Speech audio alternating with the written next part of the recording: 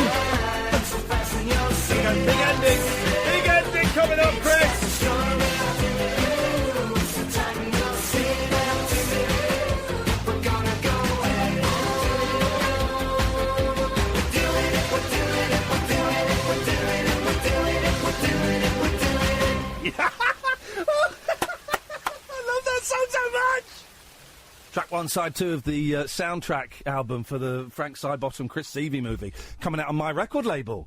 I was always slightly coy to mention my record label here because A, I don't want to get dumb, for selling stuff, and B, it's a bit boring for some of you. We do kind of Monkeys stuff and we do Marnie stuff, but boy, you're going to hear a lot about this. The soundtrack to the Frank Sidebottom Chris Seavey documentary is coming out today. I wrote the sleeve notes for it, had a little tear in my eye. I'm going to warn you, the sleeve notes have the C word in there. Do they? Yeah, because everyone says... I'll tell you the anecdote I wrote in there. It's only 500 words of it. Everyone says, once Chris had the head on... By the way, the movie's coming out at the end of March. Hopefully the album's going to be out then as well. 500 limited edition picture disc vinyl. The picture disc is his eye. Everyone says once Chris put the head on, he became Frank and he became the childlike. No, I have been in a green room of the 100 Club in London's Oxford Street when Frank Sidebottom, I'm going to be honest, was pissed, and Frank Sidebottom with the head beckoned me over to whisper to me, Iain, have you ever heard me swear? No, Frank, I haven't. Well, you're an effing C. Wow! And I literally fell to the floor in hysterics because it came from nowhere. Well, you're an effing C. Oh, Frank! Frank, I'm going to tell your mum. Oh, no, don't. You know you are. You really are. He was. I know some of the listeners came to it. It was a really weird night. For some reason, I don't know why, this promoter said, do you want to come and host a comedy night at the 100 Club in Oxford Street, famous punk club? And I went, yeah. He thought I'd be a big draw. I wasn't. Only about 40 people turned up. And he said, you can choose the bill. So I chose Steve Wozniak, who I think is brilliant. Another comedian whose name escapes me. Another comedian. A couple of other comedians. And Frank Sidebottom. And bless Chris, he was probably getting about 80 quid for it. He came down on the megabus from Manchester. And he sat in the green room and got very, very drunk. And he was supposed to do 20 minutes. 40 minutes into the set. And the promoter said, we've got to close. You've got to go up there and get him off. I said, right. Literally about 35, 40 people there. And so I had to get up and go, all right, Frank, well, we're done. Thank you so much. And he was steaming. I've never seen him like it. And he said, OK, boss, I'm off to the corner of the stage where I will be selling badges for £1. And he just sat on the stage selling badges for £1 while I wrapped up the evening. What a thing. The movie, if you've not seen it, comes out at the end of March. It's you've seen it. We went and saw it at the BFI, didn't we? It was lovely, very touching. So good. It's in The Sun. You've seen The Sun. Type in The Sun. The Sun. The Sun, Frank Sidebottom. Big story about him. I mean, it's a big story that they focused on a tiny aspect of his life. Can you guess which aspects of his life they focused on? Yeah. Which is why I retweeted the Oink from the official Frank feed today, the Oink comic. Was it Tizer and Frazzles behind the scenes of Frank Sidebottom? There's stories about him being a cokehead. Yeah. I know, and it is in the film. It is in the film, and do you know what? I spoke to Dave, Chris's mate, and I spoke to Steve, who was doing the film, and I said, "It's Frank Sidebottom in The Sun. Do you know what? That's going to sell some tickets. It's you know, and it is part of the story." So I was kind of thrilled to see him getting coverage like that. I hope people go and see this film, man, because it's such a good movie. 0344 499 1000, the late night alternative. I'm Iain Lee. Who the hell are you? Catherine Boyle. We got Amy on the phone tonight. Amy, because Sam is part-timer because he can't handle the pace. He's a snowflake. So the way it works, you give us a call, 0344 499 1000. You'll speak to Amy. She will take your name and number. That's all we need from them. She will then call you back. This call is on us. Busy show tonight. Who have we got at 11? Well, with an extra special way of raising the dead, it's the Paranormal Pornstars. Paranormal Pornstars. And their show is called Paranormal Pornstars. It's on Amazon Prime. They've done a pilot. And I've got some tips for them. That wasn't part of their work. I've got some tips for them. I bet you have. Steady. It's an amazing show. We didn't have time to watch it all. We watched about half of it. We skipped through bits. It's an amazing show. They need to work on the microphones. They're not used to recording actual dialogue in movies. But apart from that, it's cracking. Literally. They're coming on. But did you? Now, Sunday night for me is a great night for radio. Mm-hmm. Bob Mills 7 till 10, Howard Hughes 10 till 1. And I fell asleep listening to Howard Hughes. I can't remember who he had on. But Bob Mills, 3-hour special, Russell Brand. Yeah. Did you hear any of it? I heard some, yeah. Right. When you were listening to it, what were you listening to? On the app? Or No, on the radio. Right. Could you hear Talk Sport in the background? No. Could you not? No. Could anyone who listened to... Because I love Bob Mills' show. Did you listen to it on the app? Listen to it on the app. No, and here's the thing. I listened to it on the app. I don't, they did that annoying thing. It's pre-recorded, right? It's a whole 3 hours. It's a great interview. I like Russell a lot. I did that thing where they repeated one quarter up straight after, did 15 minutes, went to the ads, came back, played the same 15 minutes. Bad editing. Oh, no. Bad editing. But I was listening on the app. Can someone phone in and back me up on this or not? And I could hear, very faintly in the background, Talk Sport. Then when Howard started at 10, you couldn't hear it, which made me think... Let's go to the... Stay there, Alan. We'll come to you in a bit. It's going to be one of those shows tonight. We're doing a scavenger hunt as well. We need things. www.talkradio. Of course, as we know, the station name is... What is it changing to? Talk News? News Talk, I think it's changing to. Is it? I think so. Chris Evans said it the other day. And a load of arseholes on Digital Spy picked up on it and said my broadcasting career was over. And then, when I tell them to F off and call them C's, I get booted off my own page on Digital Spy. Where's the justice in that? I was laughing so much. This forum basically said, if it changes his name to News Talk, that's how thick you are. If it changes his name to News Talk, Ian's broadcasting career is over. And another guy, apparently it's Isambard Kingdom Brunel, posted, because he's burnt all his bridges everywhere. He'll never get a job elsewhere. Well, he knows about bridges, doesn't he? He knows about them bridges. So I went on And I was laughing so much. I was in hysterics. It really cheered me up. I've had a miserable weekend, and this cheered me up. And I just went on there and went, "Oh, F off, you C's." I just typed it. And it comes up on Digital Spy, which really is a cesspit for the arseholes of humanity. It comes up as asterisks. Asterisks? Yes. So it just says 4 stars, you 4 stars. Right? Which was 4 stars off, you 4 stars, which was F off, you C's. And I did it a couple of times to people, and then I think I'm banned from posting on my own page. Digital Spy. Well done. Oh, God. Right, so if we go to Talk Radio, listen again to every show. So we go, it's not as complicated as it used to be. So we go to Sunday, the 10th of February. Let's go to Bob Mills, listen again. I've done the wrong thing. Hang on. Listen again, Bob Mills. And let's just pick 9:30 till 10. My dog would be on the rock, and she'd be holding a tablet which had the names of my wife and my son and my daughter. And it would go from the shoulder down to the elbow, and that would be it.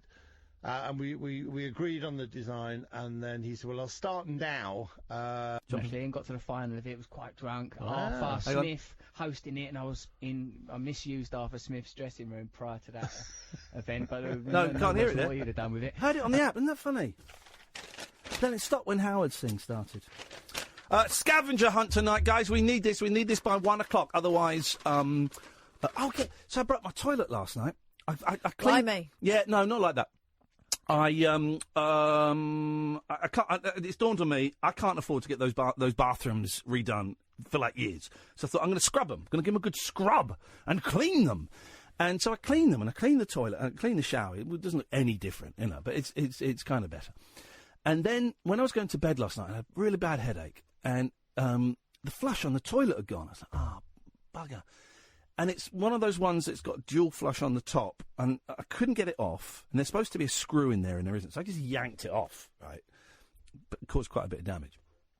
And the flush was knackered, the internal mechanism, right? Oh, jeez. What a day. And I was getting a migraine trying to fix it. And what a day. What a day. So I posted on a Facebook page, any good, cheap, reliable plumbers that can come and have a look at my cistern. And this guy posted, he said, I can do it. And it's the first guy, and I went, all right, man, come round tomorrow morning if you can and have a look. And he came, and he was there for 35 minutes, right? And he half fixed it. So I can do the big flush for number 2s. I can't do the small flush. Oh, well, that's important. There's something. 35 minutes, right? 35. Get this, guys. Get this. 35 minutes. This plumber was in my house for half fixing my toilet. Have a guess how much this gentleman charged. 100? Keep guessing. No, come on. Keep guessing. That's an expensive poo. 150? Keep guessing. No. Keep guessing. 200. No, it was £30, which I thought was very, very reasonable. Excellent. I thought it was very reasonable, to the point where I said, oh, how much is that going to be? He said, that's 30 quid. I went, are you sure? I thought it'd be more. 30 quid? I thought start at 100. No, I thought that. I was thinking if he can do it. First of all, very rare that they come the next day. Yes. I was thinking if he can do it for under 150 quid, I'll do it. Otherwise, I'll shit in a bucket. And he was fixing it. I was thinking, oh, God, he's a really nice bloke, actually. A bloke called Ross. Hello, Ross. Hello, Ross. And he was fixing it. I thought, oh, he started fixing it. Oh, no. And basically, he was rebuilding the thing that I damaged. He's rebuilding it. We had a lovely chat, both divorced gentlemen. So there was no harm in making love afterwards. No, there was both divorced gentlemen. We were chatting about the divorce and kids and life and stuff like that. And then I was in this tiny little ensuite, very close watching. I said, I'm going to go downstairs and send some emails while you do that. I didn't have any emails. I just went and fannied about. And he came down. I said, have you done it? He said, yeah. I said, no, you haven't. He said, yeah, go and have a look. I've done it. He said, I couldn't do the small flush, but I did the big flush, and it works. It takes a long time to fill up. I don't know what that's about. You've got a water pressure problem there, but it flushes. I went, it flushed. Flipping out. I was thinking, oh, God, and he's fixed it now. I'm in. How much is that going to be? He said, well, just, standard call-out fee, 30 quid. Standard call-out fee, 30 quid? I've had plumbers come out and it's cost 100 quid for them to come out. Yeah. And just on top of what? I once, when I moved into the first house that me and my wife bought together in North London, bizarrely, it had a downstairs toilet and there was a bath in there. I know there was a bath in the downstairs toilet, right? It's like a 3/4 length bath, and we had to get the day we moved in. We had to get the walls dry. Was it dry roasted? No. What's it called? Dry mounted. No. Dry walled, stone walled. We had to do that. Dry rock. We had to do something, but the bath was in the way, and they said, we can't do that. And I said, oh, geez, you're joking. I said, I said, if I get a plumber out now and he takes Dry lined. Thank you. And they said, here's a plumber that we recommend, right? So I got this plumber. I phoned this plumber out. I said, how much would it be just to take a bath out of... no, it was the toilet. The toilet we needed taken out. I said, how much would it take to take the toilet out? He said, oh, it'd be 100 quid. I was like, I needed it done then. I said, right, fine, come round. So then he comes round, right? And he's fanning about. And it took him 15 minutes, right? 15 minutes. And he came out and he said, yeah, he took it out. He said, that was tougher than I thought. That's going to be 200. What? I went, excuse me? He said, yeah, that was tougher than I thought. It was going to be 200. I said, you've been here 15 minutes? Also, before you undertake a more expensive piece of work, you're supposed to ask, aren't you? Yeah. And I said, and he took it, so he took the toilet. I said, right. And I was getting the checkbook, right? Getting a checkbook to write a check. And I was like, OK. Just out of interest, how much is it going to be to come and put the toilet back? He said, it'll be another 200. I said, get the F out of my house. I chucked him out. I said, get the F out of my house. He went, what? I said, you are taking the piss. Now, 200 quid. All right, get it. It's an emergency call. We called you 2 hours ago. You've come in. You could class that as an emergency. You said 100. You're charging 200. That, to me, is daylight robbery. But now you're saying to come back and put it, that's an 80 quid job tops just to fix the toilet. He said, mate, I don't know what... Listen, I'm not trying to rip you off. I said, you're a thief. Get out of my house. I'll write this cheque when you're out of my house. Furious. And then I wrote him the cheque and I kind of handed it, threw it at him. And he picked it up off the floor and he said, well, listen, let's not leave on hard feelings. Let's shake hands. I said, why don't you F off? And I slammed the door in his face. I was furious. 15 minutes. It was harder than he thought. And he charged double the price. 15 minutes. He would have been done in 7 minutes, would he? Scumbag. Alan, stay there. 0344 499 1000. We've got a scavenger hunt on, guys. A lot of things we need before 1 o'clock. This is the Late Night Alternative on Talk Radio. Uncut, after-hours conversation for the up-all-night generation. The Late Night Alternative with Iain Lee on Talk Radio. We'll get you talking. 0344 499 1000 is the telephone number. If you want to give us a call, you'd be very, very welcome. We've got a scavenger hunt, so we need all of these things. We've got 10 things that we need by 1 a.m. And to make it harder, we got paranormal porn hunters coming on at 11. So this is what we need. That is going to make it harder. We need a gong. These are the things for the scavenger hunt, okay? A gong. Someone who's been on TV, a talking pet, a drum solo, an extravagance, an outrageous lie, a Steve, a Claire, Claire, a baby, and a couple named Steve and Claire, but Claire in the couple is spelt Clare. Let's go to our first caller, and so far, let's be honest, our only caller, it's Alan Caddick. Good evening, Alan. Oh, you're piss kidding off. me. You have not fallen asleep. No, you have not fallen asleep in the 20 minutes you've been waiting to come on. I mean, it sounds a lot like someone who's asleep. Alan, tonight's show is designed... Is he doing like he's doing a Scooby-Doo run.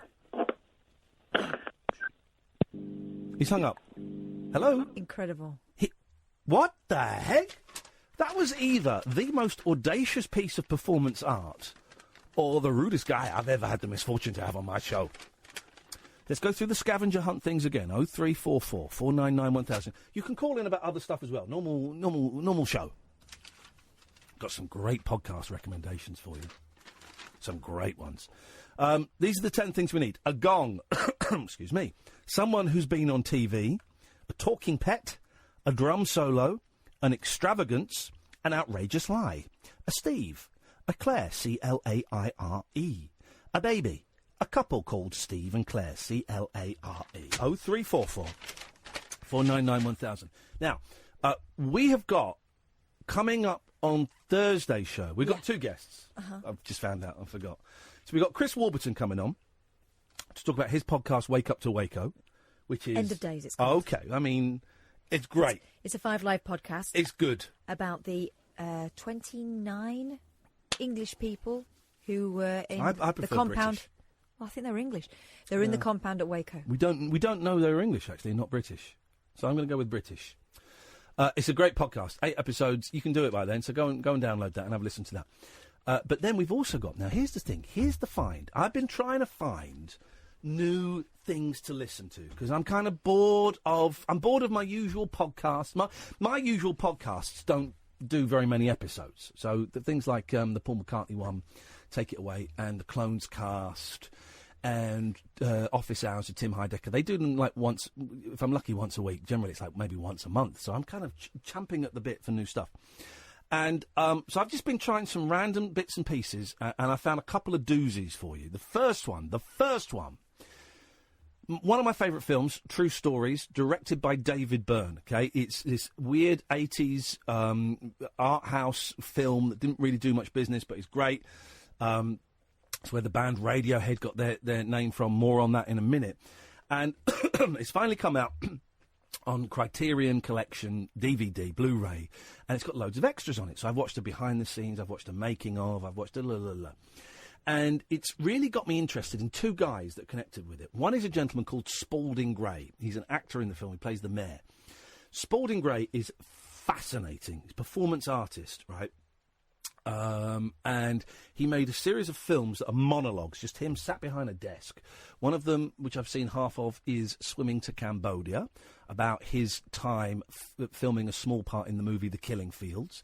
There's another one called Grey's Anatomy, and there's another one that's got Box in the title, which I think is the one Nick Broomfield made.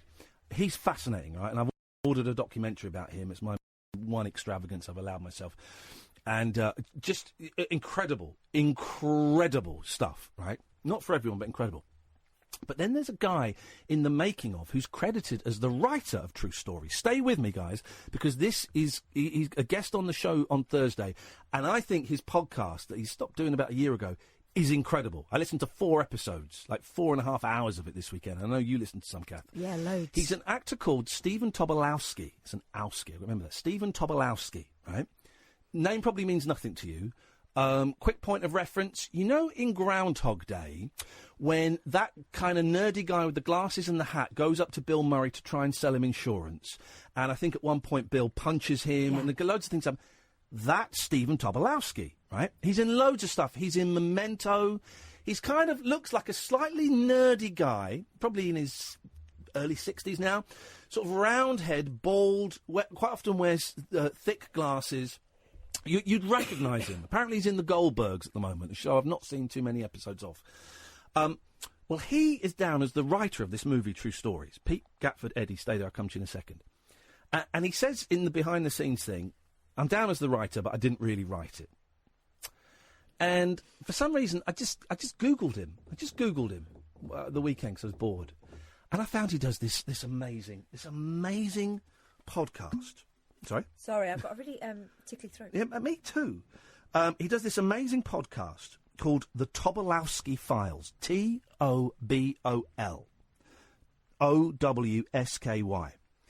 And they're about an hour long each. There's 80 of them. And it's him telling the most beautiful, messed up, spooky, frustrating, bizarre stories from his life. Every single one is true. About him being an actor, about him being a writer, a director, a lover, a drug taker. You're right. Yeah, okay. And he tells these stories in just the most amazing ways. I'm going to play you a bit now, and then we'll take the calls, right? You can get this on iTunes and all your usual bits and pieces. I'm going to play you a bit now. This is him talking about taking cocaine. It's not all druggy, right? But as a cocaine addict myself, a heavy cocaine user, I'm always fascinated, partly, in a sort of voyeuristic way, but partly because it excites me, if I'm honest. It gets the old nostrils flaring, but partly because I like hearing other people's experience with that drug in particular. He talks about taking cocaine. Just very briefly. And I thought, whoa, I have never, in all of my years, I've never heard it described like that. And it's incredible. So just have a little listen to this. This is from episode 44 of the Tobolowsky Files, the episode where he talks about true stories. And this is... Started taking story notes beside each one. There we go. There was the wannabe country singer, the computer guy, the psychic, the scientist. From my point of view, David had already provided the method. Just in talking about the characters now in the film. I was going to try to provide the method. During those years, I felt like it was never enough to feel great about your life. There wasn't anything beautiful enough or inspiring enough. There was never a success that was satisfying enough that didn't call for some sort of augmentation from the chemical world. There we go. Taking drugs is one of the highest forms of selfishness. It only wears the clothes of celebration, but at its heart, it separates, it isolates. It is a thief. It only wears the clothes of celebration. My God! What a line! I interrupted at a really annoying point. Let me go back 10 seconds, because what he's about to say is great. Enough to feel great about your life. There wasn't anything beautiful enough or inspiring enough. There was never a success that was satisfying enough that didn't call for some sort of augmentation from the chemical world. Taking drugs is one of the highest forms of selfishness. It only wears the clothes of celebration, but at its heart, it separates, it isolates. It is a thief. It steals you from you. Oh, mate. Right before David arrived, I ran to my room and took a little hit of cocaine. And I began to feel its numbing effect combined with what seemed to be the energy of a train jumping from the tracks. But it wasn't real energy. It was borrowed from my future life, and it would have to be repaid. With interest. Oh! I got chills then. It wasn't real energy. It was borrowed from my future self, and it would have to be repaid with interest. As a cocaine user, a former cocaine user, that blew my mind. I've got goosebumps. It blew my mind. The whole thing isn't about drugs at all. It was weird that this kind of popped up in it. It's such a good podcast. It's like a really lovely man telling you these wonderful stories about acting, but then they just take these weird, bizarre ones. The one you listened to about the cook trying to murder them. So there's one where he's acting in Rep, doing Shakespeare, Midsummer Night's Dream, and he's playing Bottom. But he's also helping out with the cook, with the catering, and the cook is really kind of... Guy called Vince. He's an ex-naval man. Yeah. And very angry about everything. And it turns out that Vince puts rat poison in the chili. And so they all end up really sick. And they're throwing up. And they're throwing up on stage. Some of them can't get off stage in time. And he's throwing up halfway through his monologue. Yeah. And then turning around, and the audience still sitting there. But he tells it in such a funny way. Honestly, it's such a good podcast. If only one of you listens to it and digs it. I know I tweeted it and a couple of you went, I've been listening to that for years and he's great. He's coming on Thursday, 11 o'clock. I cannot wait. I mean, I don't even know what we're going to talk about. I'm going to pick his brains a bit about Spalding Gray and a little bit about true stories because that's kind of my jam at the moment. And just see if get his memories on Spalding Gray. And then I don't know where we're going to go. I mean, do we mention Memento? Do we mention Groundhog Day? I don't know where we go. Well, it feels to me like you mentioned the film once and he'll tell you a half-hour story about it. I've had the most charming email exchange with him. I emailed him on a Sunday on a whim. And he replied like 10 minutes later, I'm sure we can work something out. When would you like me? It's like, whoa! At the end of every single one of these podcasts, he tells you how you can email him. Yeah, it's honestly, it's so good. I've got another podcast for you later on as well, but I've been rattling on for ages. So we're going to put the trail and the ads together, and we're going to take some calls. 0344 499 1000. Pete, you were first. What have you got for us, Pete? Hello, yeah, I mean, first off, I think you should mainly talk to him about his role in the unaired Buffy the Vampire Slayer pilot. Oh, yes, he was in Buffy the Vampire Slayer, the pilot. He didn't want to do it, and he was kind of... Well, do you know about it then, Pete? No, I only know he was in it. He was in it, he didn't want to do it, and the guy said, well, it might be quite a big series, you never know. And he said, well, look, honestly, I'm committed to doing this other series, and it sounds a little bit silly, I don't know if I want to get involved. I'll do the pilot. Of course, the pilot becomes Buffy, and they said, well, do you want to be in this series? I'm sorry, I've committed to this thing. The thing that he was in lasted 9 episodes, Buffy went on for 15 years, so yes. Although, the character that he played got killed off 6 episodes in, so, you know. Oh, really? Yeah. Okay. Well, then maybe he made the right choice. He is fascinating, absolutely fascinating, and I'm so thrilled he's coming on. Go As on, much as anything, it's the voice, because he kind of tells it with his slight Texas drawl. doesn't he? It just really kind of just rocks you along, doesn't it? Oh, and he's psychic. Yeah.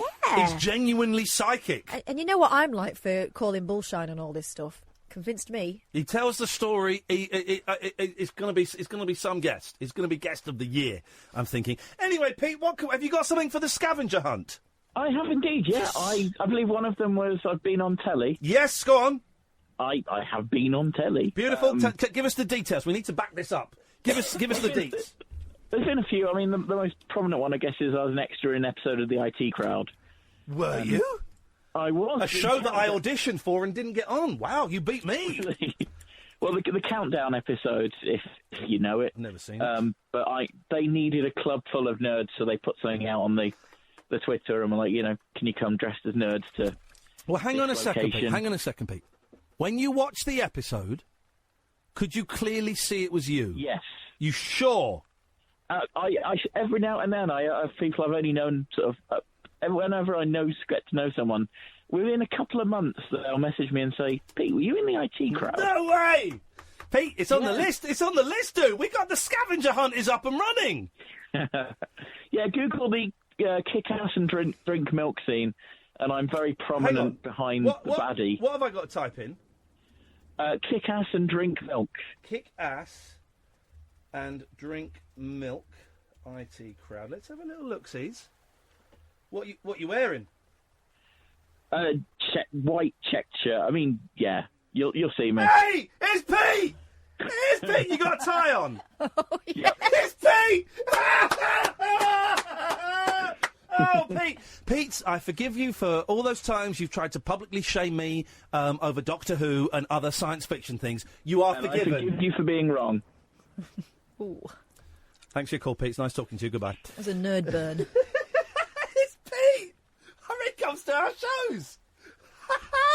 It really is him. Oh, the scavenger hunt is up and running, dear listener. So that one's gone. Someone who's been on TV. Thank you, Pete. That is appreciated. We've still got a gong, a talking pet, a drum solo, an extravagance, an outrageous lie, a Steve, a Claire, CLAIRE, a baby, and a couple called Steve and Claire, but Claire there has to be spelled CLARE. Good evening, Eddie. Oh. Hello, Ian. Good evening. Good evening, Eddie. How are you? I'm fine. Are you near the phone? You're very quiet. Yeah, no, I'm just gone off speaker and back onto putting it next to my ear because I was on hold for quite a while, but that's not a... You could be on hold for a little bit longer with that attitude. What's wrong with you, Boily? Boily's dying. It's the aircon, I think. Well, the aircon's off, mate. It's drying me right It's out. off, so why don't you put the aircon on? Oh, dear me. She's being in trouble tonight. She did a show on her own on Friday and she thinks everyone owes her a living. Absolutely. What have you got for us tonight, Eddie? Well, I was gonna use the I've been on telly thing, but is that gone now and you don't want any more? Well, let's hear your story. Let's see if it's... Do you remember a show with Chris Tarrant called Man Oh Man? Yeah, when the ladies would push men into the swimming pool. Exactly. I remember that. Yeah. Yeah, and I went on that. I was 20. I think I was about 21 at the time. Okay. I was working in a pub in Clapham North of the railway, and these TV producers came in, all sort of braying and confident and cocky, and they asked me if I wanted to do it. And they used sort of clever words like, we'd like to cast you and we'll send a car for you and all this kind of stuff. Hang on, clever words like car? Casting. As in, we'd like to cast... Car, I'm in! It sounds good! Car! Ooh. Car! It's a magic wagon. What is this? But there's no horse at the front. What is it? Science. God, sorry. But stop. It's all right, mate. Have you quite finished? I've got a little bit more if you don't mind. But I got in it and I get out somewhere else. What is it? Magic. I've finished now, Eddie. Away you go. Oh, that's all right. I was hoping this would be sort of therapeutic, but you're making my experience on Man. You're pushing him in the pool again. You are pushing me. You're Sean Lloyd all over again. Hang on, Sean Lloyd pushed you in the pool? Sean Lloyd, the weather girl, pushed me in the pool after I sung. I was a fireman at the time, working part-time in a pub, so I went on No Man dressed in my fire gear. Oh, mate, did. I sung Relight My Fire. Oh! one of Britain's actual heroes being forced to perform like a monkey for Sean Lloyd. Absolutely right, and then pushed in a swimming pool afterwards. But it was such an awful experience. So you'll know more about it than me in terms of how TV works. Yeah. But I knew nothing about it, and it was sort of 7 a.m. pick up. No. Up to the studios in Wembley and rehearse all day long. No, There were rehearsals for that? For Man Oh Man. Yeah, we were there for about 10 hours, and they told us there was a big party at the end and loads of free booze, and the free booze was 3 warm bottles of Budweiser, and then they just want you out. Of course. as quick as Did you possible. not get any? And did you not get any money for that or anything? No. Oh, no. That's It's a an terrible... In all seriousness, that's a terrible way to treat a human being. That's a terrible way to treat our fire service, isn't it? Come on. No, seriously. A bit of respect for actual heroes. Yeah, but you live and learn, don't you? You cotton on afterwards. You just think, well, you're just a bit of meat for a television programme. They've got to fill a schedule. Yes. They've got to get things done in a certain time. Why would they lay on a big party for you? All the girls who came in to the studio to form the audience, they were all pissed out of their heads, absolutely pie-eyed. Well, they of were course they were. Coach after coach after coach of hen parties. They'd thrown a net into Weatherspoons. Say again? They'd thrown a net into Weatherspoons. Yeah, exactly. Did you not get any kind of phone numbers or anything, if you know what I mean? No, you didn't get to speak to any girls because they were herded in and then herded out as soon as the filming had finished. And then you are put in a car at the end with 3 bottles of warm Budweiser and sent on your way. Well, they didn't even let you sit down and drink the beer. They made you do it on the move. I think we sort of sat around and had one, but the idea was that here's your beer, thanks very much. Now you can go. No. It was just awful. It was worth doing. It wasn't worth doing at all. But once you've done it, you live and learn. But it was just dreadful. It really was awful. That's amazing. Now the other thing I wanted to I've noticed with great interest, you're doing a rabbit hole show. Yes. In Shaftesbury, Dorset. Oh, mate, listen, yes, for those who don't know, we are playing, Catherine and I are doing a lunchtime show on the 6th of July at the Shaftesbury Arts Centre. Yes, now that is my hometown. You're joking. You better come, man. We'll send a car. Shaftesbury is a very quirky little town. I imagine you guys will just go in, do your bit and get out, but it's a very interesting, quirky little... It doesn't want for tea rooms, and it's where Gold Hill is, where the Hovis advert was filmed. Oh, really? Listen, Gold Hill. I don't know it at all. Here's the plan, because I think we're doing it. It's 1 o'clock or 1:30. We've got to get in. We've got to It's all part of the shaft. What is wrong with you? Oh, really tickly. A glass of water. She's got water. She's got strepsils, and she's still coughing and trying to ruin the show for us. So they're doing. There's like an arts. There's a fringe over the weekend, and I saw that. I had no idea. Yeah, I sent them a little line saying we'd love to come and perform, and they said, well, these are the venues, this is it. So I booked me and Kath in, got no idea if we got an audience there, but I had to do an interview for it yesterday, right? And this guy phoned up and he said, hello, Ian. I won't do the voice. Well, no, hello, Ian. Just to say, Shaftesbury is buzzing at the thought of you guys coming in. I said, you're joking. He said, we're talking the tea rooms. We're buzzing. He said, we're buzzing. I said, you're joking. He said, oh, no. You're the biggest name to be part of this fringe. And I'm going, oh, no! Our show's rubbish! You're so disappointed. Our show's rubbish! There's like proper commitment. But here's the thing. I think we're gonna do our show here on a Friday night. Yeah. We're gonna drive up kind of Saturday morning, set up, do the thing. And I think we'll have to stick around and have some lunch. Stick around afterwards. To shake hands and say hello. Stick around and have some lunch, and I think we should go and see another show, Kath. I think we should have a look, see what else is on, and go and see another show and kind of immerse ourselves and support these smaller fringes. Yeah, I think it's great. I mean, it's a very, very small place. It's like the land that time forgot, and there's the sort of gentlemen's outfitters there, which haven't moved since the 70s. It's like beautiful being served. And tea rooms and coffee shops. But there's a place at the top of Gold Hill where you can have lunch and look down Gold Hill. Do they have Costas? Starbucks? Yes, they do have a Costa. Perfect, then I'm sorted then. I would like to try a local Starbucks and see what it's like. I think they've got a Costa. I don't think they've got a Starbucks. I know. I'll give you tell us what tea rooms to go into. Me and Kath will go and have a nice afternoon green tea. Yeah. Oh, well, Eddie, you better bloody come, mate. Well, I'll tell you what, I've got seasonal driving chauffeuring work in the summer, and I'm just looking at when that's likely to be. They come over in July, but if they're not over by then, I'm going to be there because my dad still lives there. We've got one fan who lives there, and he's he not might sure not whether come. he's going to come. Unbelievable. Well, I live in London now. I'm a London cabbie. All right. But that is my hometown. That's where I'm from originally, you see. So it was very interesting to see. All right. Nice one, Eddie. Thanks for mentioning it. And listen, we'll speak to you soon. Take care, fella. Bye-bye. 0344 499 1000. Honestly, the guy phoned up. Really nice interview. Really nice guy. Got a couple of mutual friends, or one mutual friend. And he said, Shaftesbury's buzzing at the thought of you guys coming. You really are the talk of the town. We're the talk of Shaftesbury. I can't believe it. He said it's a quiet place. If you want to see where we're playing, me and Kath, IanLee.com/event. We got tickets for, which tickets are up at the moment? Shaftesbury, London, Luton, Manchester. There's only 23 tickets left for Manchester. There is Brighton. And Belfast and Glasgow aren't up there yet. I need to sort the Glasgow ones. I can do that tomorrow. IanLee.com/event. Gatford, Sloop John B, stay there. This is the Late Night Alternative Scavenger Hunt Special. The wild man of late night radio. The Late Night Alternative with Iain Lee on Talk Radio. We have ways of making you talk. Evening, Gatford. Evening, boss. I think I may have misheard the topic. Oh, God. Because I thought you said someone who's going to be on television. No, not even close. No, but I am. Okay, right. Okay, I suppose we have to put out of manners. We have to ask why. I'm going to be on a quiz program.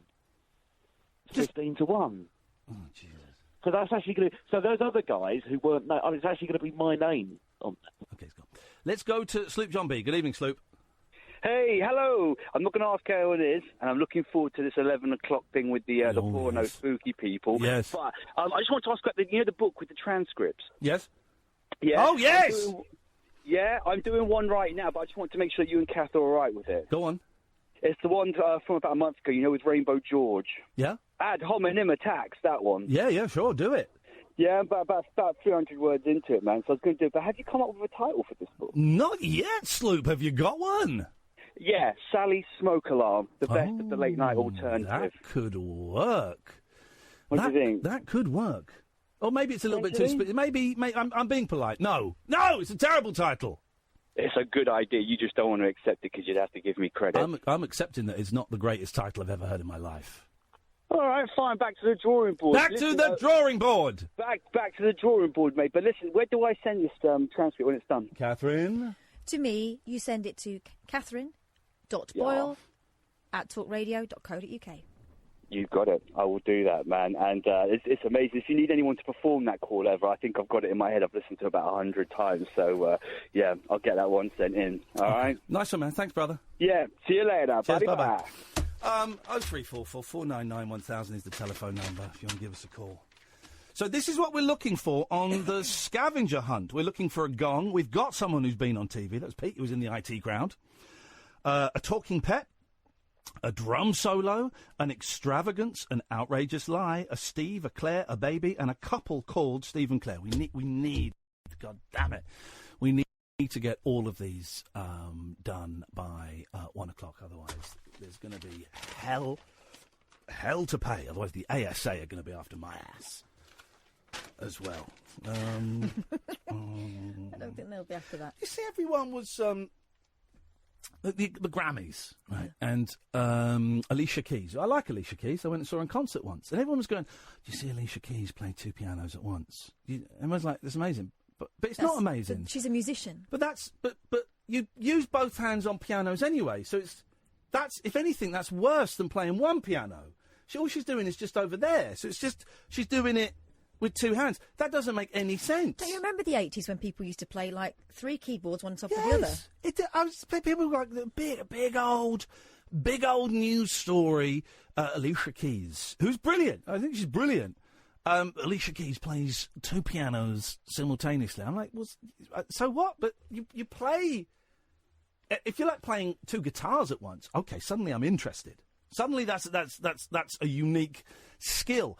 But two pianos, you play a piano with both your hands doing different things anyway. So I'm sorry, Alicia. I'm very, very sorry. But I am not going to give you the credit that everybody else has been giving you so far. 0344 499 1000 is the phone number. If you can contribute to our scavenger hunt, that would be great. We've got other things to talk about. Complexifiers. Jesus was a Greek. Oh, Denis from Dunstable. We'll talk about Denis from Dunstable in a little bit if you want. But, of course, as per usual, you are welcome to call in about absolutely anything that you want. You know the thing. You phone up, you speak to Amy, she takes your name and number and gives you a call straight back. It really is that simple. The phone number again, 0344 499 1000 is the telephone number. Catherine, who have we got coming up after 11? We have got Lee, Mitch and Hayley, also known as the Paranormal Pornstars. Lee, I'm writing these names down because I will forget, because I'm an idiot. Lee, Mitch and Hayley. This is the Late Night Alternative, weeknights from 10 with Iain Lee and Catherine Boyle on Talk Radio. Across the UK, online and on DAB. He has made a covenant with the night, and with the darkness he is in agreement. Uncut after-hours conversation for the up-all-night generation. The Late Night Alternative with Iain Lee on Talk Radio. We'll get you talking. Now, where did you find out about these people? This is the Late Night Alternative, Iain Lee and Catherine Boyle. Was this from Chat It's Fate? It's from Chat It's Fate, my Christmas present. The world's greatest magazine, dear listener. If you're not subscribed to it, what the hell are you doing? The first issue I got was February's. Yes. And I got that in December. Yeah. And as I was reading it, there was one story that leapt out in particular, and it was this one. It was the group of porn stars, yep, I believe from Birmingham, okay, who had heard unexplained noises emanating from various parts, uninhabited parts of their studios. The studios. So they turned investigators. So we've got Lee and Mitch, who are brothers, and Yep. Hayley, I think who's one of the actors. I think we've got them now. Lee and Mitch, are you there? Hello there, yeah, we're here with you. Lovely. And Hayley, I think we've got you on a separate line. Are you there? I certainly am, yes. Beautiful. Hey, listen, it's so nice to talk to you guys. We watch your... Now, if people want to see this show, there's one episode, a pilot episode. It's up on Amazon Prime, and it is called Paranormal Pornstars, isn't it, Hayley? It is indeed, yeah. Right. Tell us, now, have any of you got the gift, or is it just that this venue is haunted? Mitch, let's start with you. How did this all start? Well, basically, we moved into a new premises on our studio. We had weird things going on, so we got a bit of equipment, did a little bit of investigating, started getting a few things, and we started recording it. Thought it was a cracking idea what we had, so we moved it into a show. Okay. Now, nice and simple. Now, what is the equipment you've got? Because I'm going to play a clip in a second. You've got a machine, Lee, that allows the dead people, the ghosts, to speak to you. What the hell is that? Well, that's an SB7 spirit box. It basically scans through the radio frequencies, and obviously you do get potentially spirit voices coming through. Okay.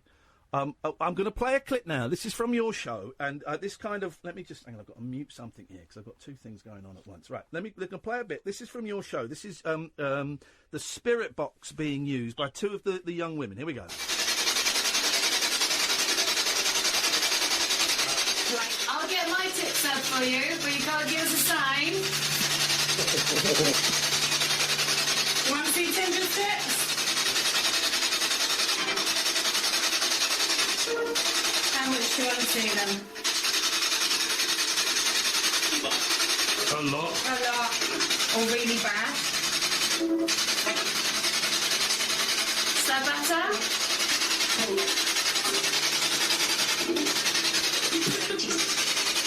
Titties? Yeah, say that. I got titties. This has just got a whole lot here. Now, Mitch, who was? Remind me, who was that? Who was getting their tits out for the ghosts? That would be Tindra Frost. She can't be with us today. She's up. She's over Canada at the moment, doing a quick tour over there. So, but yeah, no, it was Tindra. Now, who was it? Was it because everyone was upstairs when that was happening? Was it Mitch who was downstairs? I think Lee was downstairs. Lee was in the basement. You were missing all of it, Lee. I know. I always miss all the fun, unfortunately. Hayley, have you found that these ghosts are quite randy and like to see, naked bits of the body? Honestly, we've only had one instant, really, where it's more sexually active, if you like, whereas that's what topic they've chose. But on a general rule of thumb, actually not. Okay, they're like. I imagine if they're from the Victorian era, which I think is when statistically most ghosts are from. That they like people to keep their clothes on. Hayley, do you believe in ghosts, or have you just been dragged into this by Lee and Mitch? Right, honestly, when the guys first told me about it, they told me because I was sceptical, always that thinking of, is there something, isn't there something, I'm not really quite sure. So when they invited me and we went down to their premises, and it first started out, I was still a bit dubious, but after having so many sessions, now it's more intriguing to me, where it's like, well, what actually is this? So are you convinced? Because I know that I'm very open-minded. It's Catherine, you're sceptical about the old ghosts and the paranormal. I used to believe in it, but the more I've watched, I used to love Most Haunted, and then you start to notice sort of patterns and stuff. So it takes a bit more to convince me these days. Are you convinced, Hayley? From what I've seen, I'm convinced. Yeah. From what I've seen, from what evidence that we've gathered, I don't actually 100% know what it is, but there's something. Something has put the willies up you. Oh, come on. Oh, come on! I had to! Sorry, Lee. Sorry, Mitch, if that was your line, I was just stolen it. Mitch, are you a believer? Have you always been a believer? I've been intrigued by it. Again, I'd go along the lines of saying I've watched the shows and gone, that's fake. And then you do it yourself. And that, you can only really judge these things through personal experience. Yeah. From what happens to you. Apart from that, you can't really convince somebody else if they don't want to believe. And is this happening? Is this filmed in the studio where you do all the pornos? Because I noticed that there is a wide range. There's like a bed, there's a sofa, there's like a school desk, there's like what looks like some kind of bondage table. Is that where you kind of you make the movies? It's one of the set areas, yeah. In the first episode, we do go to different locations where we've been given access to. Okay. And I've investigated various other places, including certain lifestyle clubs and venues. Oh, shut up now. You're not telling me that the fetish clubs are haunted. Honestly, some of them are. Some of the best evidence we've got is coming out for Extasia nightclub episode, which we're waiting to get uploaded right now. It's brilliant. Well, what's going on there then? I mean, what's going on there. We got a vague idea, but what's going on after hours? Well, voices. We captured a lot of voices. The four of us got locked in the building by ourselves. Nobody else in there with us. And yeah, we're getting voices. We're getting bangs. We're getting things moving that shouldn't be moving.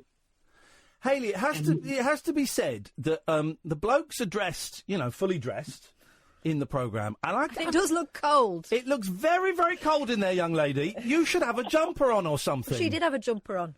Well, yes. But there's a lot of, I get the feeling this is a little bit one-sided, Hayley, in that the guys are dressed in jeans and shirts and stuff, and you girls, you've got quite short skirts on. We get to see your underwear a little bit. Do you not feel it's a little bit one-sided? To be really honest with you, if everyone tunes into the show, I actually am fully clothed. You are. That's correct. You are. Yes. Well done. But no, it's all good fun. It is all good fun, and we laughed. Me and Kath watched it, and we laughed a lot. We did have one question about the.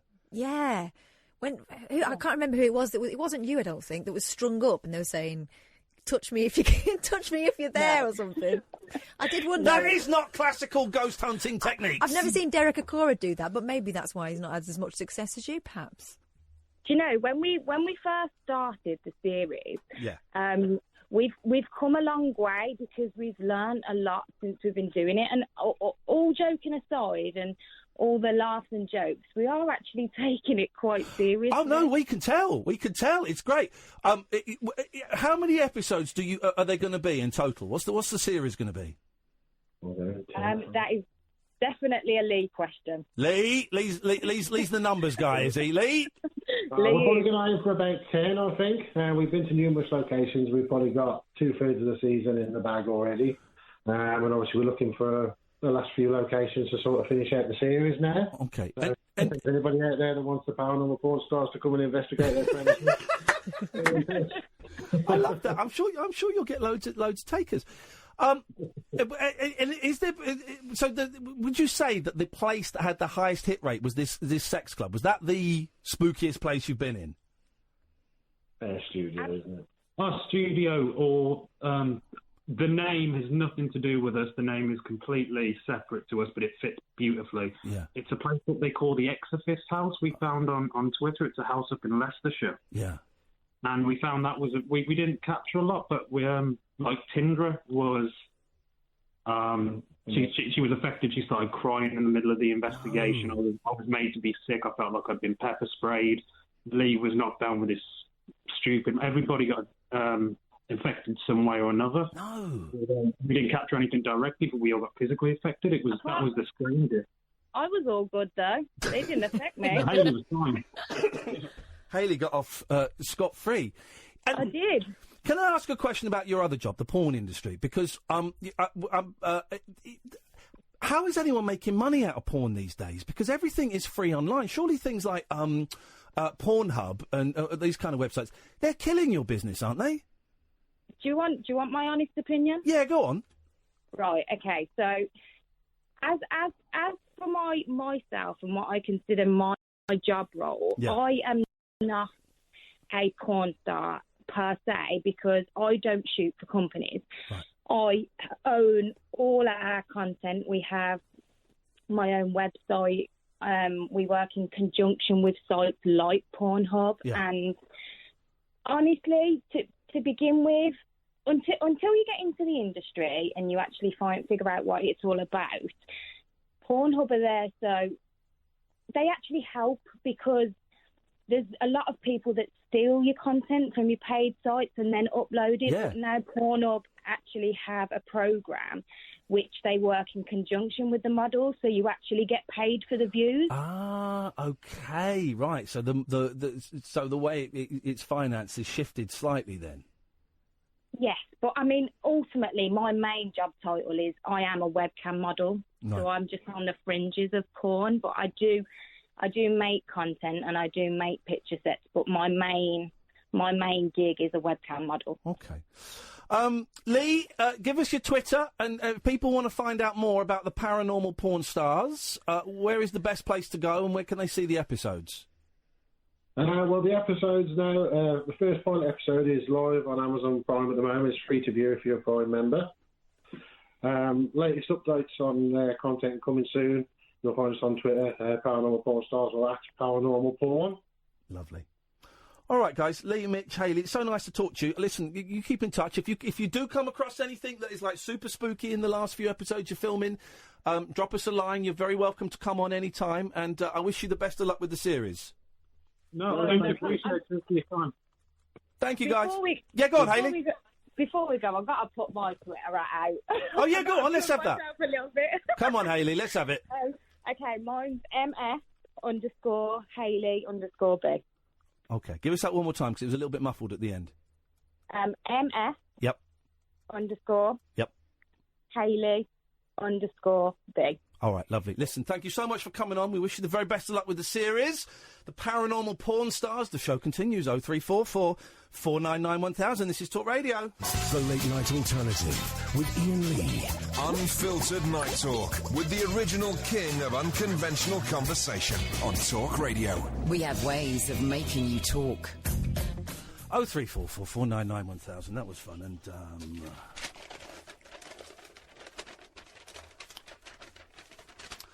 0344 499 1000 is the telephone number if you want to give us a call. That'll be interesting. Good evening, James. Well, so the main reason I called up was this morning I was listening to your good mate, James O'Brien. I remember that guy, yes. And a chap called in and I thought, I recognise the voice of this nutter. I mean, I'm not, there are a lot of nutters that call in LBC and other talk radio shows. Yes. And I thought, where do I recognise this guy from? And he didn't go under the name, and he's got a really strong link with you. And in fact, I just want to give you a couple of clues. Can I? No, I thought you were about to do That was the clue, the silence. I'm waiting. Okay, I'm just going to do a reenactment from a few years. And this is the guy who called up today. Was it He called Yasser? James O'Brien. It wasn't Yasser, incorrect. Okay. But he called up with a different name, and the voice was very distinct. And I'll just recreate a call from about 10 years ago. Iain, you muppet. Can I ask? I've given it away. Iain, you muppet. Can I ask you a question? You sado, you muppet. Can I ask you a question? Not the dentist that was going to kill me. Yeah. What's his name? Alex or something? No, he used to go under the name Adam. Adam! Nasty Adam. He was going to train to become a dentist so that he would then get me in his chair and operate on me without anaesthetic. That's how much he hated me. But Iain, why are you interrupting me again, you muppet? You hear the beckons. Oh, God. You hear the beckons. Oh. You're like a coin-operated prostitute, aren't you? Why, you muppet? Oh, God. You can't answer me, can you? It's so uncomfortable. And he has such a distinct voice, and today he probably did the second most stupid thing. I think the first would be sort of to, pee off Mike Tyson. Can I say piss off, or do you have to dump that? You can say it once, yes. Okay. You don't want to get on the wrong side of Mike Tyson. You don't want to debate James O'Brien, especially on the European Union. No.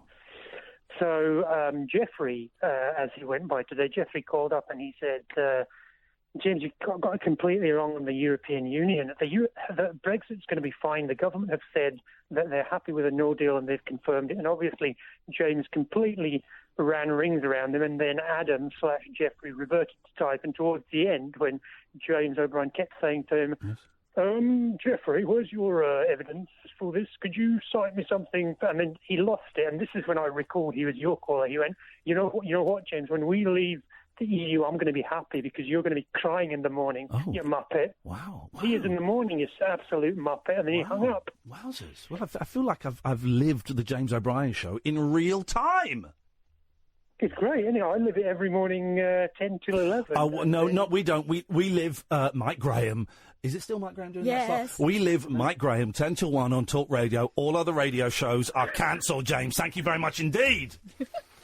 Can't phone up and bang on about Mike Graham, 10 till 1.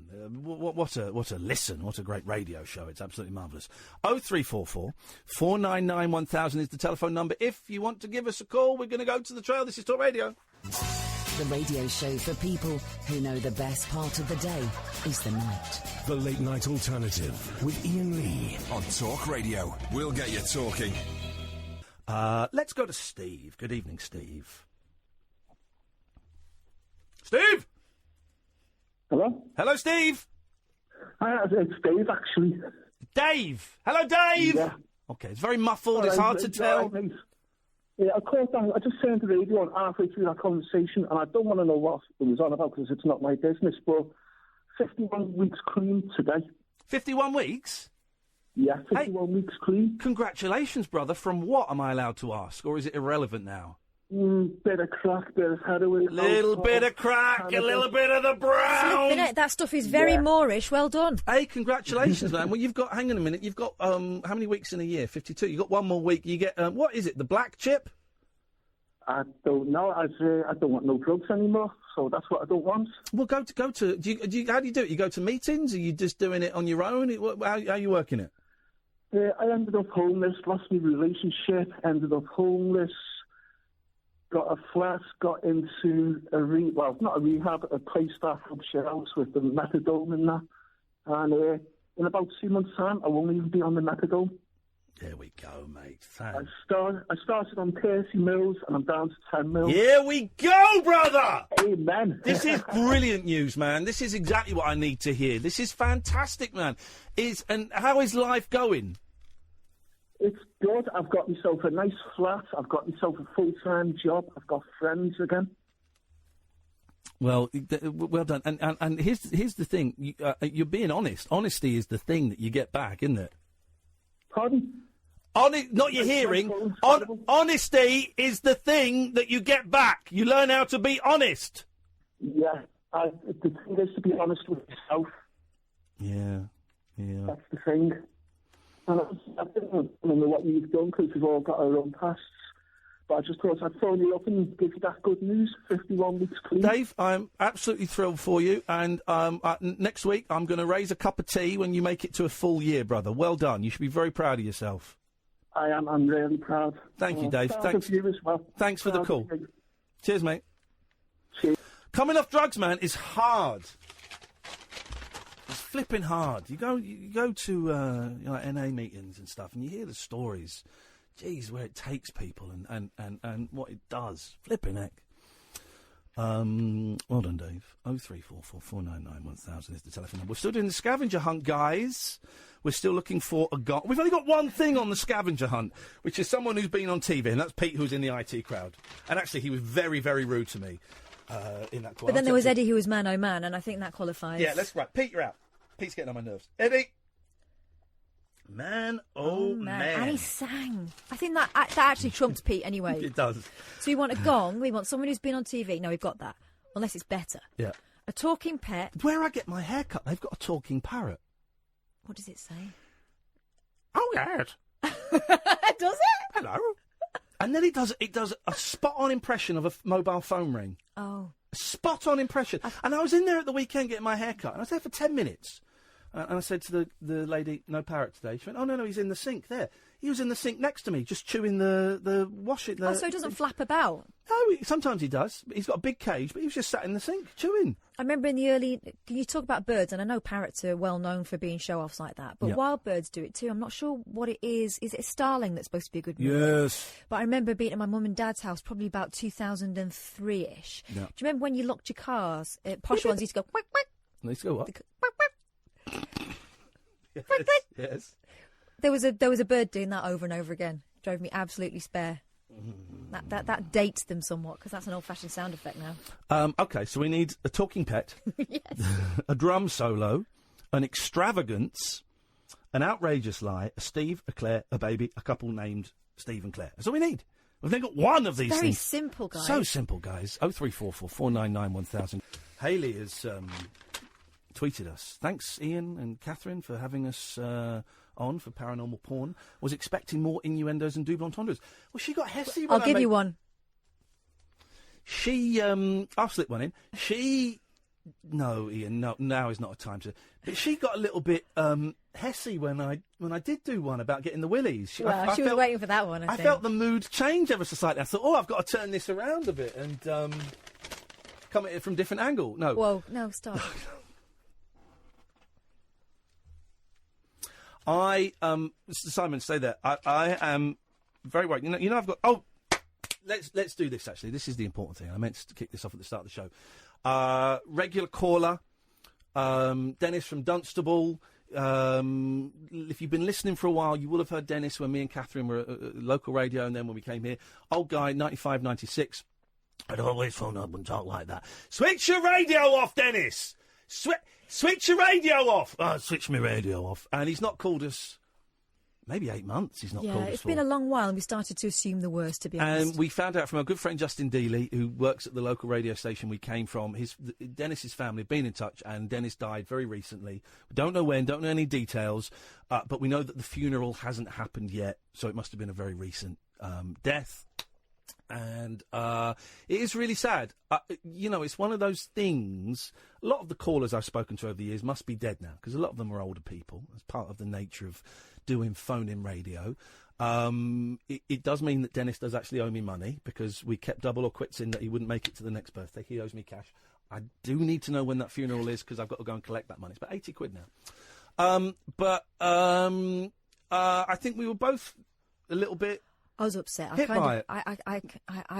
feared that might be what was going on, and I'm suspecting because he was so quiet for so long that he wasn't have been well. So, and I know that he had lots. He was always a bit rattly. He was a bit. He needed a good cough, bless him. And his health came and went, didn't it? And I know he had lots of lovely grandchildren he thought the world of, and I know he loved his wife. Yeah. And I'm just really sad because you know, he was a belter. He was a great bloke. He was a laugh, and he got it. And this was the joy. Didn't we have a show once at Three Counties where we had like an 8-year-old kid on, and we had him on when he was 90? And that to me, at the same time, and that to me, you know, because our bosses would always say, well, your show is aimed at men between 35 and 50. And I go, no. We've got an 8-year-old and a 90-year-old on at the same time. That's what the show's aimed at. We're always trying to say, no, we're going for a state of mind. We're not going for an age in particular. And so many stories about Denis, but he was a miserable old git sometimes. He was a funny old git. He was always up for a laugh. And me, Catherine, and our colleagues, Kelly Betts and Justin Dealey at the other place, invited a load of listeners, including Denis, when he was about 92, 93, to see 50 Shades of Grey, the first movie when it came out. And we went to a late night showing on a 8, 9 o'clock showing on a Sunday night. And Denis came and sat next to me. And if you've ever seen the film, it's so tedious. There's a scene where the young lady the door is open to the sexual dungeon for the first time. To the Red Room. And Denis very loudly said, "Yeah, that looks exactly like my garage." And the lady in front turned around and told me to be quiet. And I said, "It's not me, it's the old guy." She went, "A likely story." Yeah. And she still wouldn't believe it. And he was funny, and I know a lot of you have got some good memories of Denis, and he was frustrating as hell. And, you know, I'm sure his family are not listening, but if we send out the energy, it'll get there somehow. Our thoughts are with them, and Denis, a speedy journey to wherever you're going to next. And, you know, just as sad, isn't it? Poor old Denis. Poor old Denis. Simon and Mandy, stay there. We'll come to you in a bit. This is the Late Night Alternative on Talk Radio. Late night conversation worth losing sleep over. The Late Night Alternative with Iain Lee on Talk Radio. We have ways of making you talk. I am so relieved. You know, I'm a big Monkeys fan. Uh-huh. I'm so broke at the moment, honestly, to the point of... You know, the house might... I'm expecting some money, but I've been expecting some money for the last 3 months, Kay. And I bought the house knowing I was getting this money, but thinking I was getting this money in November, and now it's February, and I might not get it till March or April. So things are tight, right? Things are really tight. But then someone's posted on Facebook this picture. Sheila and Mandy and Simon, I'll come to you in a second. This picture, a self-portrait, like a little squiggle drawn by one of the Monkeys in 1986.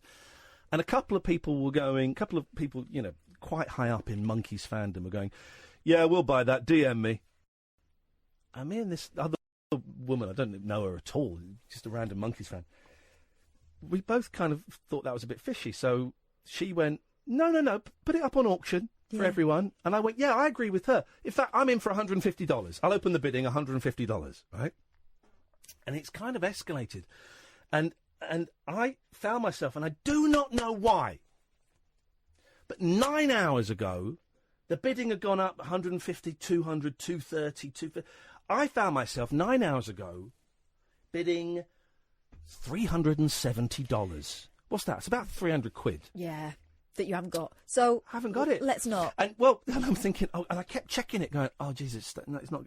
Someone's going to bid. Please, no, what?" And I've just checked, and 26 minutes ago, Lisa Bremer bid $380. Thank you. So I'm going to go in 400. No. Meanwhile, somewhere across the Atlantic, Lisa Bremer's going, "Oh my God, what have I done?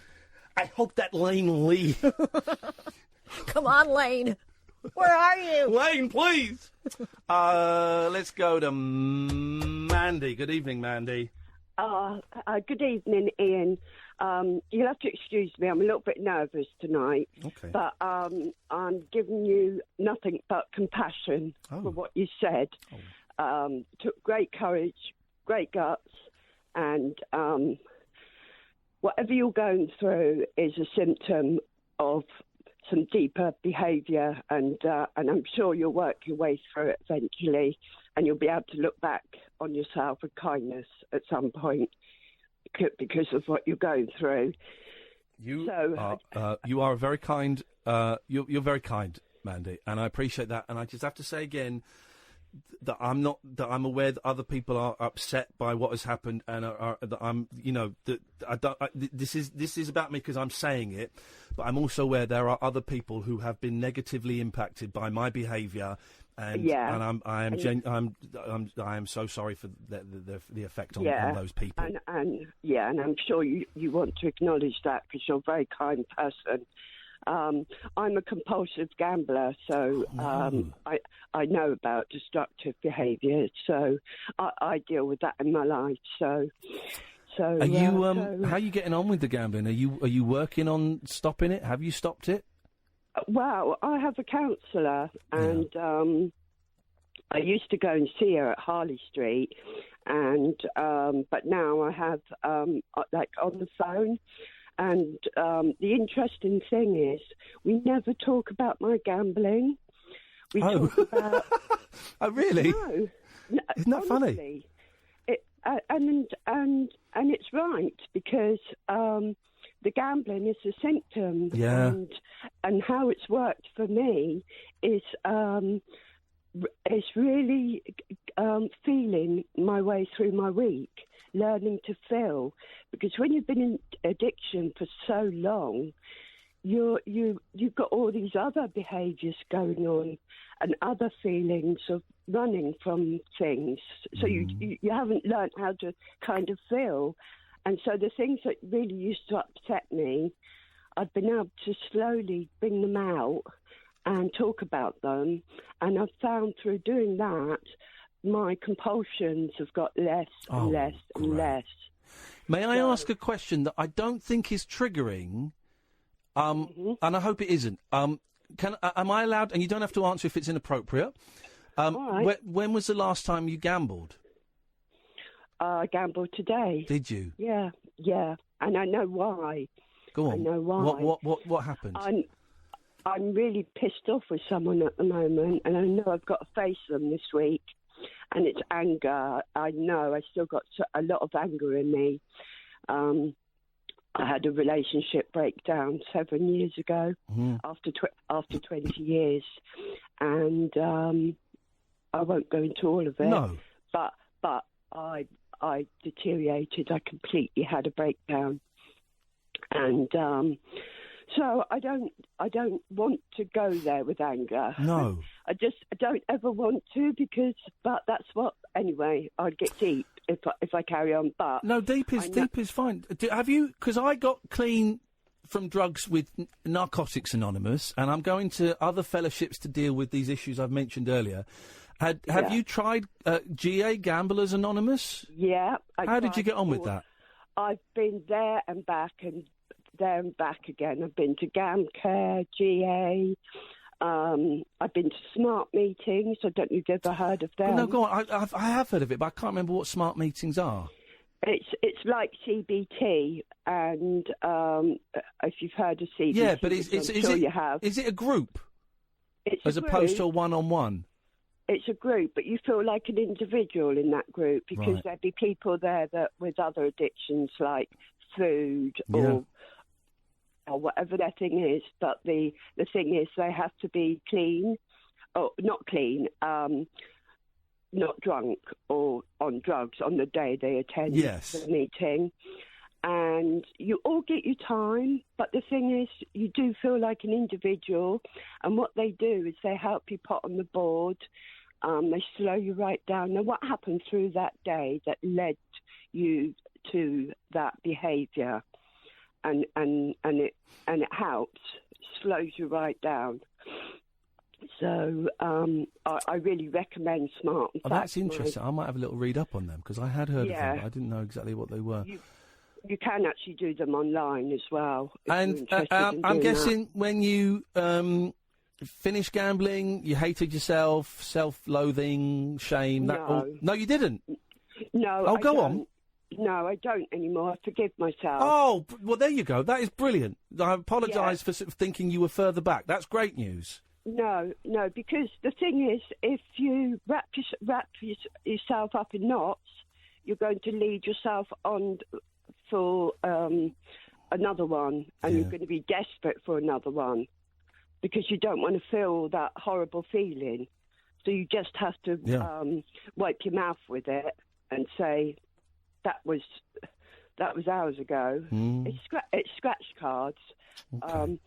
Mostly I used to go in betting shops, But nowadays I get some scratch cards. It's 30 quid's worth, which is a lot better than how I used to be, which was any time I got any money, it was all in the machine. Oh, man. And just gone. And I've been through days of overdoses and all the gambit of things that we all think, oh, my God, my life's over and blah, blah, blah. But you just find it somewhere in you. You say, yeah, I don't like what I just did. It's not nice. But I can, from this minute onwards, I can continue to make myself a better person and keep working on myself. Progress, not perfection. Forward. Progress, not perfection. Yeah. It's a marathon, not a sprint, and all those other lovely little lines that sound silly, but actually they make a lot of sense, I think. They make a lot of sense Mandy? and just being kind. But listen, before you go, Yes. I want to end on a lighter note. Here we go. I got a couple of outrageous lies. Oh, this is... Oh, we're back on the scavenger. We need an outrageous lie. Go on, then. Let's have it. Yeah. I don't know if they're outrageous enough for you, Ian, because I know you are completely outrageous. Mandy, You mate, are you're only the second scavenger list thing we can tick off, so do you know what I suspect they're going to do, but let's have it. All right, then. When the kids were younger, they found a picture in all my boxes, all the photographs. Where's this going? Yes. Yeah, and when I was younger, I'm 57, and I know I told you I was 60 the last time I rang. Cheeky little line about bumping your age up a little bit so you get served. But, when I was younger, you could go in a photo booth and you could choose to get photographed with a celebrity of some sort. And I got photographed. I remember with, those. You remember them? Yeah, you could get them, and you could get you with like a chimp or someone for Tom Cruise. Or do you remember? You could get them sort of superimposed on. Yeah, I got it. Yeah, so I got it done with Hulk Hogan. Oh, blimey! What a choice! Oh dear, Mandy. Sorry, I wasn't expecting that. Okay, go on. Yeah, and so the kids recognised him because, of course, it was about the time with all the wrestlers, and all the silly wrestlers. One of the most famous men in the world. And they said, Mum, you're with Hulk Hogan. I said, yeah, he used to be my boyfriend. Oh. That's when I was going out with him. And they bought it? Oh, they bought it for years and years. And then I even told them I went out with Barry Manilow and that he wrote the song Mandy.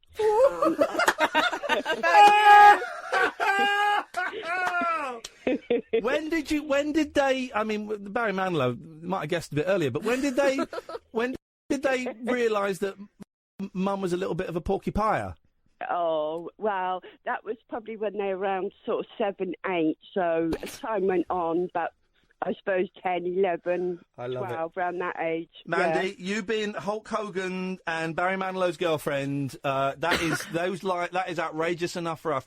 Listen, you're a good soul, Mandy, and I really appreciate what you said, and I wish you best of luck with your journey. Yeah, bless you, Ian. Loved, and you, Kath. Love your show. Thank you, Mandy. Take care. What a nice person. Apart from lying to her kids about ex-boyfriends. Well, my gran was going out with Cliff Richard for years, apparently. Oh. Yeah. There we go. Yeah, the strange things happen. Sheila and Simon, stay there. You'll be the first callers after midnight. Sorry to keep you waiting. I know you've been waiting for a while, but this is the way the show is going. We're still looking for a gong, a talking pet, a drum solo, an extravagance, a Steve, a Claire, a baby, and a couple called Steve and Claire, but Claire is spelt differently in both instances. Someone could have done the outrageous lie and said they were a couple called Steve and Claire. Now we actually need a Steve and we need a Claire. 0344 499 1000 is the telephone number if you want to give us a call. You can phone in about the scavenger hunt. You can phone in about absolutely anything you want. You know, it's that kind of vibe, dear listener. This is the Late Night Alternative, weeknights from 10 o'clock. You can listen to us on DAB. You can download the app, or you can go to talkradio.co.uk. Across the UK, online and on DAB. The wild man of late night radio, Iain Lee. Differently interesting nocturnal emissions from a legend of late night radio. On air and off the leash. The Late Night Alternative with Iain Lee on Talk Radio. We'll get you talking. 0344 499 1000. Who's that? Who's got their picture taken with Patrick Swayze? It's at MMS Critchley's mum. She says, I have one of those photo booth photos that Mandy was talking about, my late mum with her favourite Patrick Swayze. I mean, it looks legit, doesn't it? There you go, look at that. Okay, fantastic. Okay, with right, okay. We're getting a lot of love from the Paranormal Pornstars. I mean, part of me feels that we should offer to go out on a hunt with them, but then after the last hour, part of me thinks, probably stay away. Probably best we stay away. 0344 499 1000 is the telephone number if you want to give us a call. You're very, very welcome to... let's go to Sheila. Good evening, Sheila. Hello. Hello, Sheila. How are you, darling? How are you? I'm very well, thank you, Sheila. How are you? How's my gorgeous Catherine? Oh. Bit titillated. Sheila, have you got anything for our scavenger hunt? Well, I did have, but it's the same one that's been taken many, many times. Well, let's try us. Oh, it's the thing on TV. Oh, man alive. Well, okay. So Pete called in about something about that, and I don't even know what it was, so I've gone over it with such heavy pen I can't see it, so that didn't happen. Eddie was a hunky fireman on Man O' Man. Man O' Man, and he had to sing to Sean Lloyd before getting pushed into a pool. For 3 warm beers. Oh, no, mine's rubbish now. Oh. I was on Wheel of Fortune, and I won a fridge. No, shut up! What are you talking about? That's wonderful. Well, was it a John Leslie or was it a Nicky Campbell? Unfortunately, and the whole reason I went on, it was a John Leslie, because I had a crush on him. Well, and that's how I got on. There you go. That's how you got on. Wow. So here's the question I have for the Wheel of Fortune contestants. Okay, and it's a show that I do actually like. Did I sit on the wheel? Yes, I sat on the wheel. I wasn't going to ask that. No, the question was, how hard is it to spin the wheel? Oh, it's actually really hard. Because you've got to lean forward, and you're quite tiny. I'm very small. Do you know what they did, Ian? Yeah, go on. I'm glad you asked this. No one's asked me this before. Yeah. I was put on a box. Oh, were you? Mm-hmm. There you go. These things happen. Yes, I was put on a box because I was too small. How did you feel about that? Well, part of me would have been like, no, sod off. This is the height I am. Because you've got tall privilege. I'd quite like to stand in a box. If I was I wouldn't want to be height shamed by having a box. I bet the audience roared with laughter. I'd love to be tall. I'd love to be tall like you. Oh, tell me about it. So, Sheila, whenever we get a guest in, they're always really tall. And I get sandwiched between them and I look like... it looks like the Crankies. But you're not small, Kath. You're lovely. Like, you're perfect size. Well, I'm 5'6", but it looks tiny compared to you. I am 5'6". He's not 5'6". That is a lie. 5'6"? That is fake news. That's pretty cool. She's not 5'6", though. I am. You're about 5'3". I am not 5'3". You are shorter than Bruce Lee. You looks very, very small. The same way that everyone to me looks very tall. Yeah. It's because I'm standing next to flipping Gandalf. Gandalf. Oh God! Don't say that. I had a date once with someone, and I met someone from school, and they popped up, and it was it was their birthday. The person I was on a date with, and someone from school met me, and they said, "Oh, you're on a date with Gandalf," and he really didn't like it. So Gandalf's a bad word. Yeah, don't Gandalf me on air. Could be Sauron. Hang on a minute. So you went on a date with a guy and it was his birthday?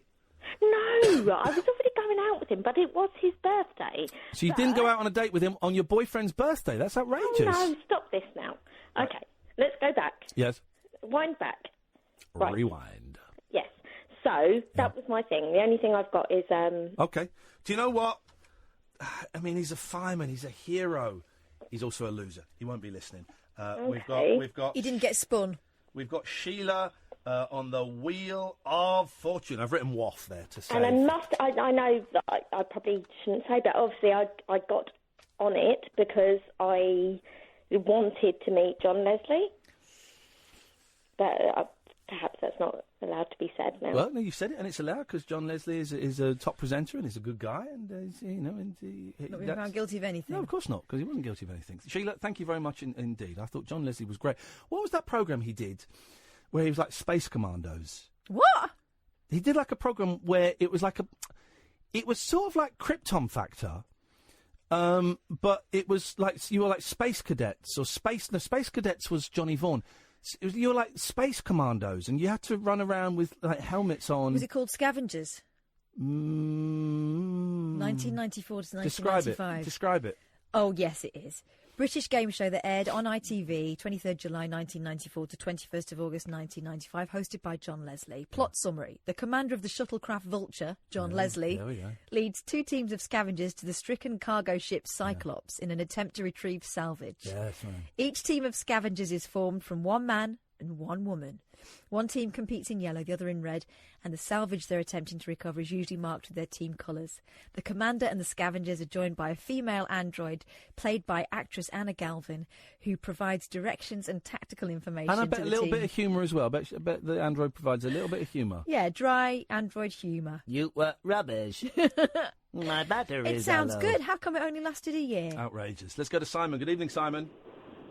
Yo, how we doing? Oh, look, Edward Swift has retweeted us. Id. Remember that guy? You sound very muffled, Simon. Come on, Simon.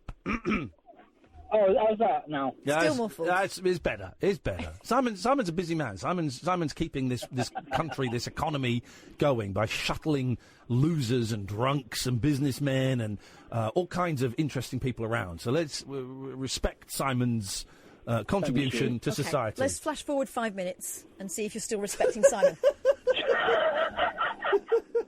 I want to be part of your scavenger hunt. Go on, mate. Yes, what have we got? I want to be your extravagance. Okay, well, we're going to need a little bit more than just a smooth voice. No, I'm a taxi. Taxis are well extravagant. Now, hang on a second. Mm. You're at Uber, aren't you? No, I do both, don't I? Do you do black? Well, do you do black cab? Well, I do the equivalent of where I live. No. Because we got a lot of black cabbies listening to us, and they will be laughing. Hold on. I drive a Hackney carriage vehicle, and I have the same licence as, well, apart from obviously the regional differences, as any other taxi driver. I am a licensed taxi. Hang on. Did you hear? Hang on a minute, Simon. What happened to your accent then? I am a licensed taxi. You became a Wurzel for a word. I know, it's because of, well, occasionally the Hampshire in me comes out. I love it. That was good. I've not heard that before. I see. It's a bit difficult when you start asking people for a fork. A what? If you're going for a fork. A fork. Have you got a fork to go with my knife? Sorry, you mean a fork? You mean a fork, don't you? A fork, not fark. He said fork, he means fork. A fork. A fork. That's it. So I'm a Hampshire London taxi driver. Okay. Well, do you know what? I'm putting Simon's cab down as an extravagant. You haven't got a gong. Hey! Oh, gosh. You haven't got a gong in there, have you? I can probably get one on my phone if you need one, but no. I thought, do you know what? I thought gong. Gong was what prompted it for me when I was driving into work. I thought, oh, wouldn't it be funny? I don't know why I thought this, because it isn't that funny, but I thought, wouldn't it be funny if someone phoned up and just played a gong down the phone? A big... And then I thought, oh, we'll do a scavenger hunt, and that gives me a reason to ask for a gong. And I thought we'd get a phone call on that straight away. 2 hours and 10 minutes into the show, we've got no gong, Simon. Well, it's student night in Southampton, so I might be able to produce a bong at some point. Get out of town with your drug slang for Christ. You're right, cut him off. Lasted 5 minutes and he was gone. No drug slang. A gong, a drum solo. We got double N is double N. Don't give me a link for a drum solo. We can't link. You got to phone him. It's got to be done on the phone. 03444991000. A gong, a talking pet. We've only had 3. A gong, a talking pet, a drum solo, a Steve, a Claire, a baby, and a couple named Steve and Claire. Very worrying news about my kittens. They're not kittens anymore. I looked at them today. No, they're teenagers. Yeah, these are grown cats. These are grown cats. The cats are going, well, Velvet's getting very thin, so I'm feeding her a lot at the moment. I thought Velvet was in a coma. Oh, God, I thought Velvet was in a coma, because she just sleeps in my bedroom now. She doesn't go downstairs or out anymore. Very old, very thin. Going to be 20 next month. And normally she's deaf. right? But normally when I walk in the room, I kind of stamp a little bit in the floor thing, and that wakes her up. On the occasions where I've had to feed the cats while you've been away, Velvet's been at the top of the stairs when I open the door, so she feels vibrations. She can feel the doors opening, and if I come in and put the lights on, she can see that. But I walked up the stairs, and I walked into the thing, and nothing. And I'd put some food in a bowl. Normally the smell will wake her up. Mm-hmm. Nothing. And she's like curled up. And I was like, oh, no, this isn't it, is it? I went, come on, my darling. Velvie, my darling, time to wake up. Dinner. Nothing. Oh. Thinking, oh, God. This is it. So then I prodded her. Nothing. She didn't move. So then, Velvet! Oh, no, Velvet, come on, Velvet! And I started stroking her aggressively, right? And As a prelude to, like, pumping her heart. Sorry? The first 5 strokes, nothing. Stroke number 6, she sort of lifted her head as if to say, what do you want? I'm asleep, man. How much food is it? I'll go and have some, right? And she got up and she, oh, jeez. Thought that was it. But now the kittens, who I've only just started letting out in the last couple of weeks, and I won't let them out at night time. Every time they go out, they go out, and it's a very nice garden. And the first couple of days, they were just playing in the garden. Now you go out and they're not there. And so both, yeah. So now about every 20, every 20 minutes or so, I go out and shake the food.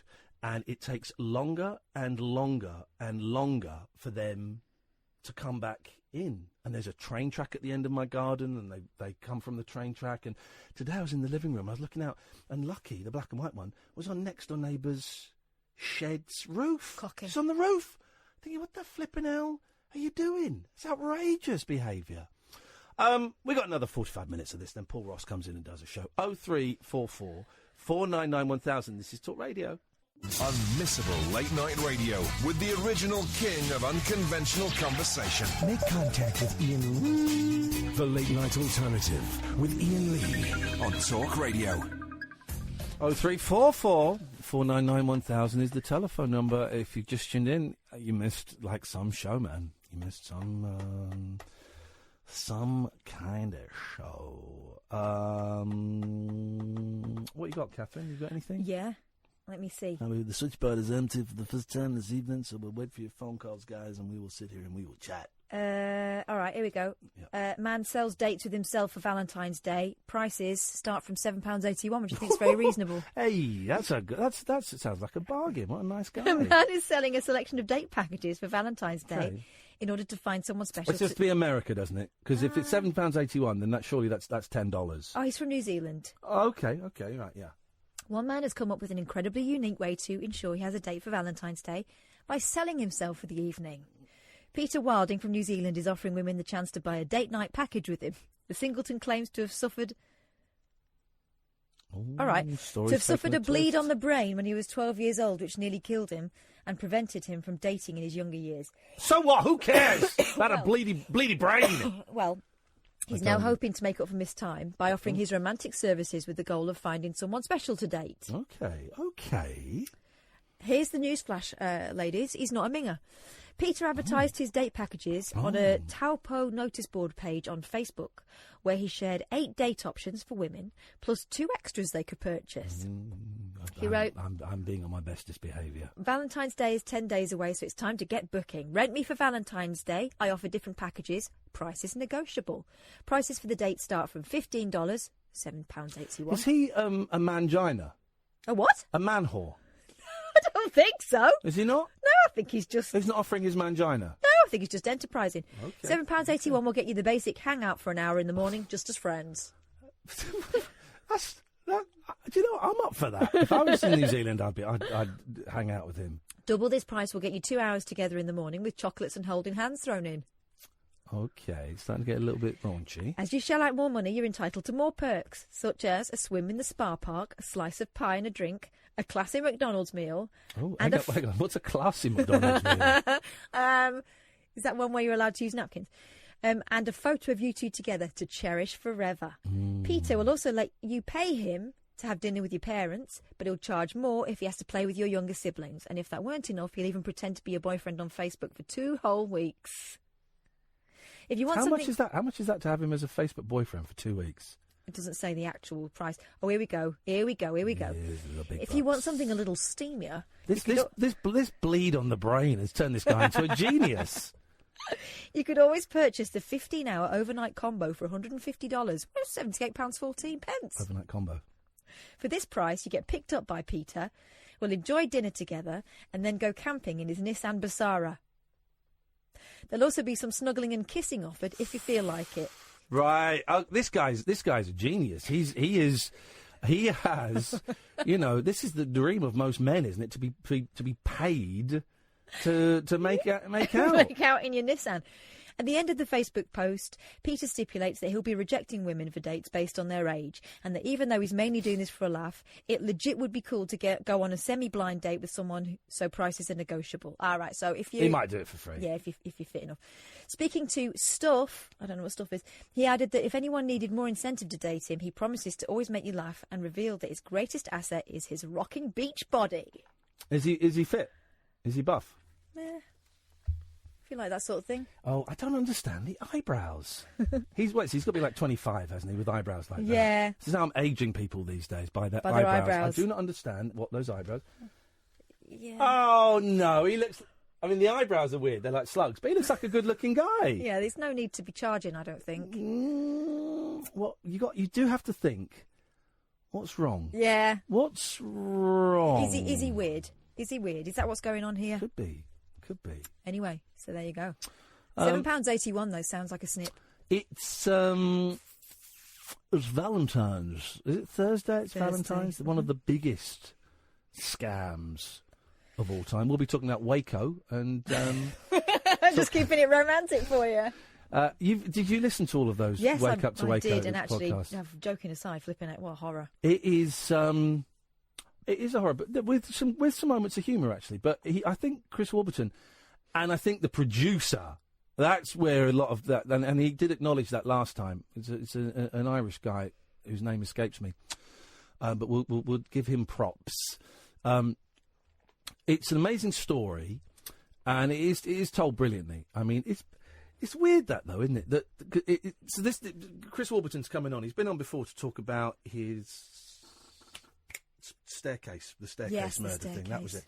And I'm so glad he got. And I did say, if you ever got anything else, come on and we'll chat about it. And he sent me an email saying, I've done this. Have a listen if you like it. I'd be up for talking about it. And I listened and I loved it. And I was like, man, come on, we'll sort it out. But it's made by 5 Live, right? So I'm guessing it's not gone out on air. It's an 8-part series, and they've obviously spent a few quid on it. They've flown him and his producer out to Waco a couple of times, yeah. Not massive. You could do it for a budget, but no. But here's something I wonder. This is a 30-year-old story, isn't it? 25-year-old story, right? Yes. Would they have made this story? Because a lot of it is based in Manchester. Yeah. If 5 Live hadn't moved to Manchester interesting. All that time ago. Very interesting. Because you are getting more northern-based stories now. Yeah. Yeah. But I also wonder, and maybe we'll have this conversation with them, I don't think it'll be inappropriate. They would have spent a few quid on it. I mean, you're looking at, not masses, but a few grand for a podcast. Now, here's the lie that no one really knows unless you're doing podcasts. Most podcasts don't get that many listeners. When I say that many, obviously you've got your like Ricky Gervais and stuff, and they'll get millions, right? And then you've got a few kind of mid-tier American ones that may be getting a couple of 100,000. But a lot of those have been going for years and years before the marketplace was flooded. Yeah. Most podcasts, you're looking at a handful of thousands. Mm-hmm. You know, some of the big podcasts that you're thinking of, probably not getting any more than 10,000, right? And podcasts don't have as big an audience. The majority of podcasts don't have as big an audience as people will have you think. And I do kind of wonder, in an era when the BBC is supposed to be saving money and stuff, how, and this, I'll ask Chris, but it's not really a question he can or would want to answer, I'm sure, but how the BBC can justify doing something that is going to be for a very, very small audience, comparatively. And I mean, why don't they just put it out as a series on 5 Live? Haven't they? I wonder think so. Surely they have. I don't think they have, because Well, it's crazy not to. I don't think they have. Where would it... The episodes are different lengths. Where would it sit on the 5 Live schedule? Do we say schedule or schedule? Schedule. We say schedule. I got it right for the first time. And I do wonder... It's great it When exists. you've got a brilliant investigation like that, and that's what it is. Yeah. And it's huge, and it goes across, It's an amazing story. Two continents, and it's beautifully told, and the characters that you hear from, the lives that it discusses are amazing. We all I certainly grew up. I remember it vaguely being on the television. I was too young to really understand what was going on, I think, but Waco. But you the story you tell yourself is load of misfits, get sucked in, the usual cult type thing. When you hear this story, they were loved members of big families. Yeah. They were people who had their heads screwed on. They were kids from universities. They weren't necessarily the sort of waifs and strays that you assume would be sucked into something that offers them a direction in life. A lot of them were, already avid churchgoers, for example. So there were people who had a moral code, and they had somewhere to go, and they had a wider family to belong to, the church family. So it's not the story you think it is. It's not easy to dismiss them as being people who, they were the sort of people it was always going to happen to. They're not, and there are some real moments in there where your heart is in your mouth because you're willing people on because they came so close to saving them. Yeah, they weren't nut jobs. Koresh was a nut job.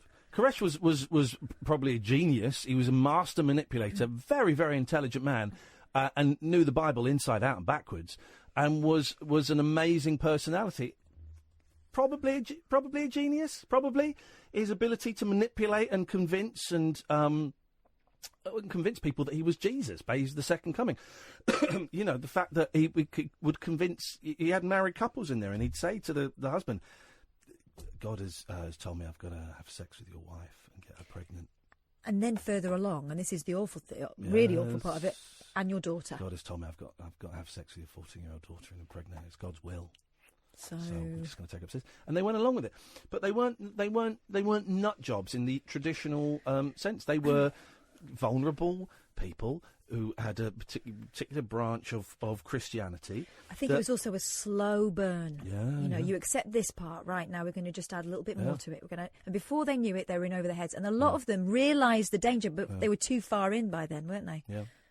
It's an amazing story. I just think I wouldn't have known about it unless the guy that made it had emailed me and said, "I've got this. Can I come? If you got, if it fits for you, can I come on and talk about it?" I would never have heard of it. Me neither. It came out sort of September, October last year, so it'd been out for a while. Incredible. And the way it was handled as well when the authorities went in, what an absolutely awful. It was a massacre. Well, it went on for a couple of months, didn't it? And also, the thing, every time, we've got an advert on here that plays these boots are made for walking. And one of the psychological tricks they did was they played like a snatch of these boots are made for walking on a loop overnight for like 12 hours to drive them out. I mean, the American, the FBI, I think it was. And, no, it was the firearms. It was the tobacco. ATF or the AFT. Alcohol, tobacco and firearms. Yeah, but they started it, but then the FBI came and took over, and they ballsed it up. They murdered those people. I think it's pretty clear to say they murdered. They certainly escalated the situation. 0344. Anyway, that. Chris is coming on Thursday to talk about that. The podcast is called Wake Up to Waco. No, it's called End of Days. I have no idea what it's called. So your homework is to kind of listen to that for Thursday, and also listen to some of the Tobolowski podcast. Yeah, well. and there was a new Tara and George tonight as well, so that you should be able to catch up with that. I'll have a little bit. I've got another podcast. Right. Let me plug my phone in. My phone sometimes when I play podcasts it goes a bit echoey, and I wonder if it's the casing. So I found this other podcast because I'm looking for podcasts and stuff. There we go. And I went to WFMU, and I mentioned this last week. And this is nuts. I fell asleep listening to this, and it was like tripping. It was insane. It's Ken's last ever radio extravaganza, right? Let me read.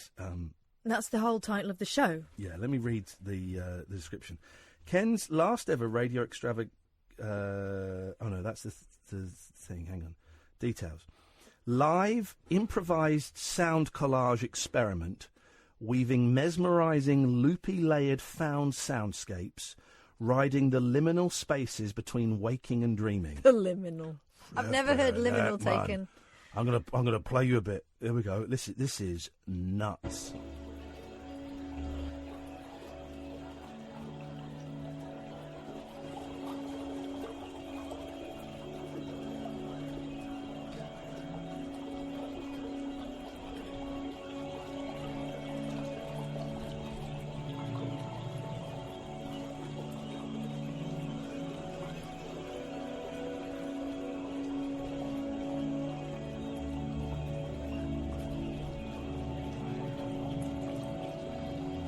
Hope you've got your headphones on, guys.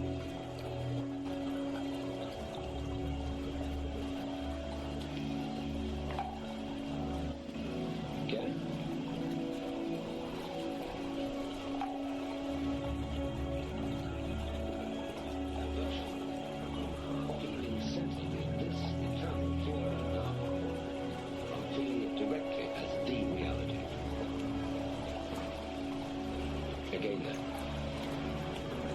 Now just let all sounds going on play upon your eardrums without trying to name, identify or locate. So jump forward 20 minutes and see where that takes us. Here we go.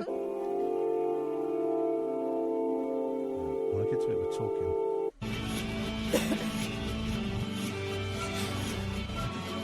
Fell asleep with this on the other day. You had some wacky dreams. Oh, God.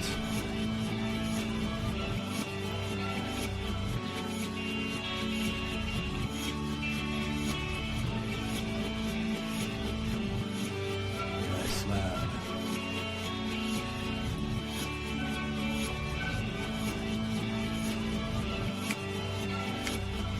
Dun, dun, dun, dun. And on it goes. Flipping heck, man. Whoa. And sometimes he takes phone calls over that. You were going to get Does he? Yeah, you were going to get some of that tonight. I was going to do a bit of that. We've done that before. Yeah, we have. We've done that. I was going to do it again tonight, but I left my hard drive with my music on at home. So we might do it tomorrow. 03444991000. The lines are empty. Another 30 minutes before Paul Ross comes in. This is the Late Night Alternative on Talk Radio. The Late Night Alternative with Iain Lee. On air and off the leash. On Talk Radio. I think I'm going to get into John Legend. Oh, I've got some albums of his if you want. Oh! Can you... I would borrow like them? one... I would like one where it's like just his voice and a piano and a choir. Yes. Does he have one like that? Yeah, he's got a couple like that, yeah. Does he? Yeah, I've got those. Could you lend me I'll one, s- please? I'll hook Just you up one. with them. Lend me one album where he's got a piano, a voice and a choir. Okay. That would be... Why do you want to get into John Legend? I think I might... I think you'll like I think him. I might like him. I like him. A lot of people upset at the Grammys that J-Lo did a Motown tribute with Smokey. Smokey Robinson, Mr. Smokey Robinson, to give him his full title. Not the bear. And not a black lady. Right. Yeah. I mean, she's swarthy, isn't she? She's Latina. Latino, isn't it? Latino. Latina. Latina. Latina. I've seen her live. Okay. Do you think that's why they chose her? Who could they have chosen? Who would have been better? Well, Diana Ross is 75. She was celebrating at the Grammys, but she was doing her own little thing. All right, cool. 75, Diana Ross. Who'd have thought it? Really? Well, that's a ripe old age. It's a ripe old age for anyone to get. it is. I'm trying to think who they could have got. I mean, can't really have Lauren Hill because she's a bit erratic these days. Is Lauren Hill still a thing? Yeah, she's still touring. Is she? Yeah, she's... Oh, But Wow. that was always kind of the part of the charm, wasn't it? Yeah. Then it got less charming. One time. Yeah, beautiful as well. What a great voice. Two time. Who could they have had that would... I mean, there's so many. Brilliant. Oh, flipping heck. They should tell you who they should have had. Mm. Here we go. Clicky fingers. From The Voice. Huh? Oh, God. Jessie J Hood. J. J Hood. J Hod. J Hood. J Hod. J Hood. Who's J Hod? What the hell? What the hell is this? Have I got old all of a sudden? Who are these pop stars you're talking about? Yeah. J Hod? Jennifer Hudson. Jennifer Hudson? Jennifer Hudson. As a woman with a voice. I don't know who she is. I'm seeing a picture of her. I don't know who she is. Okay. Did she win The Voice? She won... I think she might have won American Idol. No, let's get someone who's worked the clubs. And she's amazeballs. Let's get someone who's She worked. was working at McDonald's, and now she's a massive star. You don't sing at McDonald's. I'm talking about the clubs. Let's get someone who's worked the clubs. Whoopi Goldberg in Sister Act. Worked their way up, paid their dues, earned their keep, have schlepped, worked hard, suffered life's knocks and kickbacks, and all of those things. You're telling me you can't think of one black female singer? You racist? Of course I can. I'm just thinking of someone who would have done it.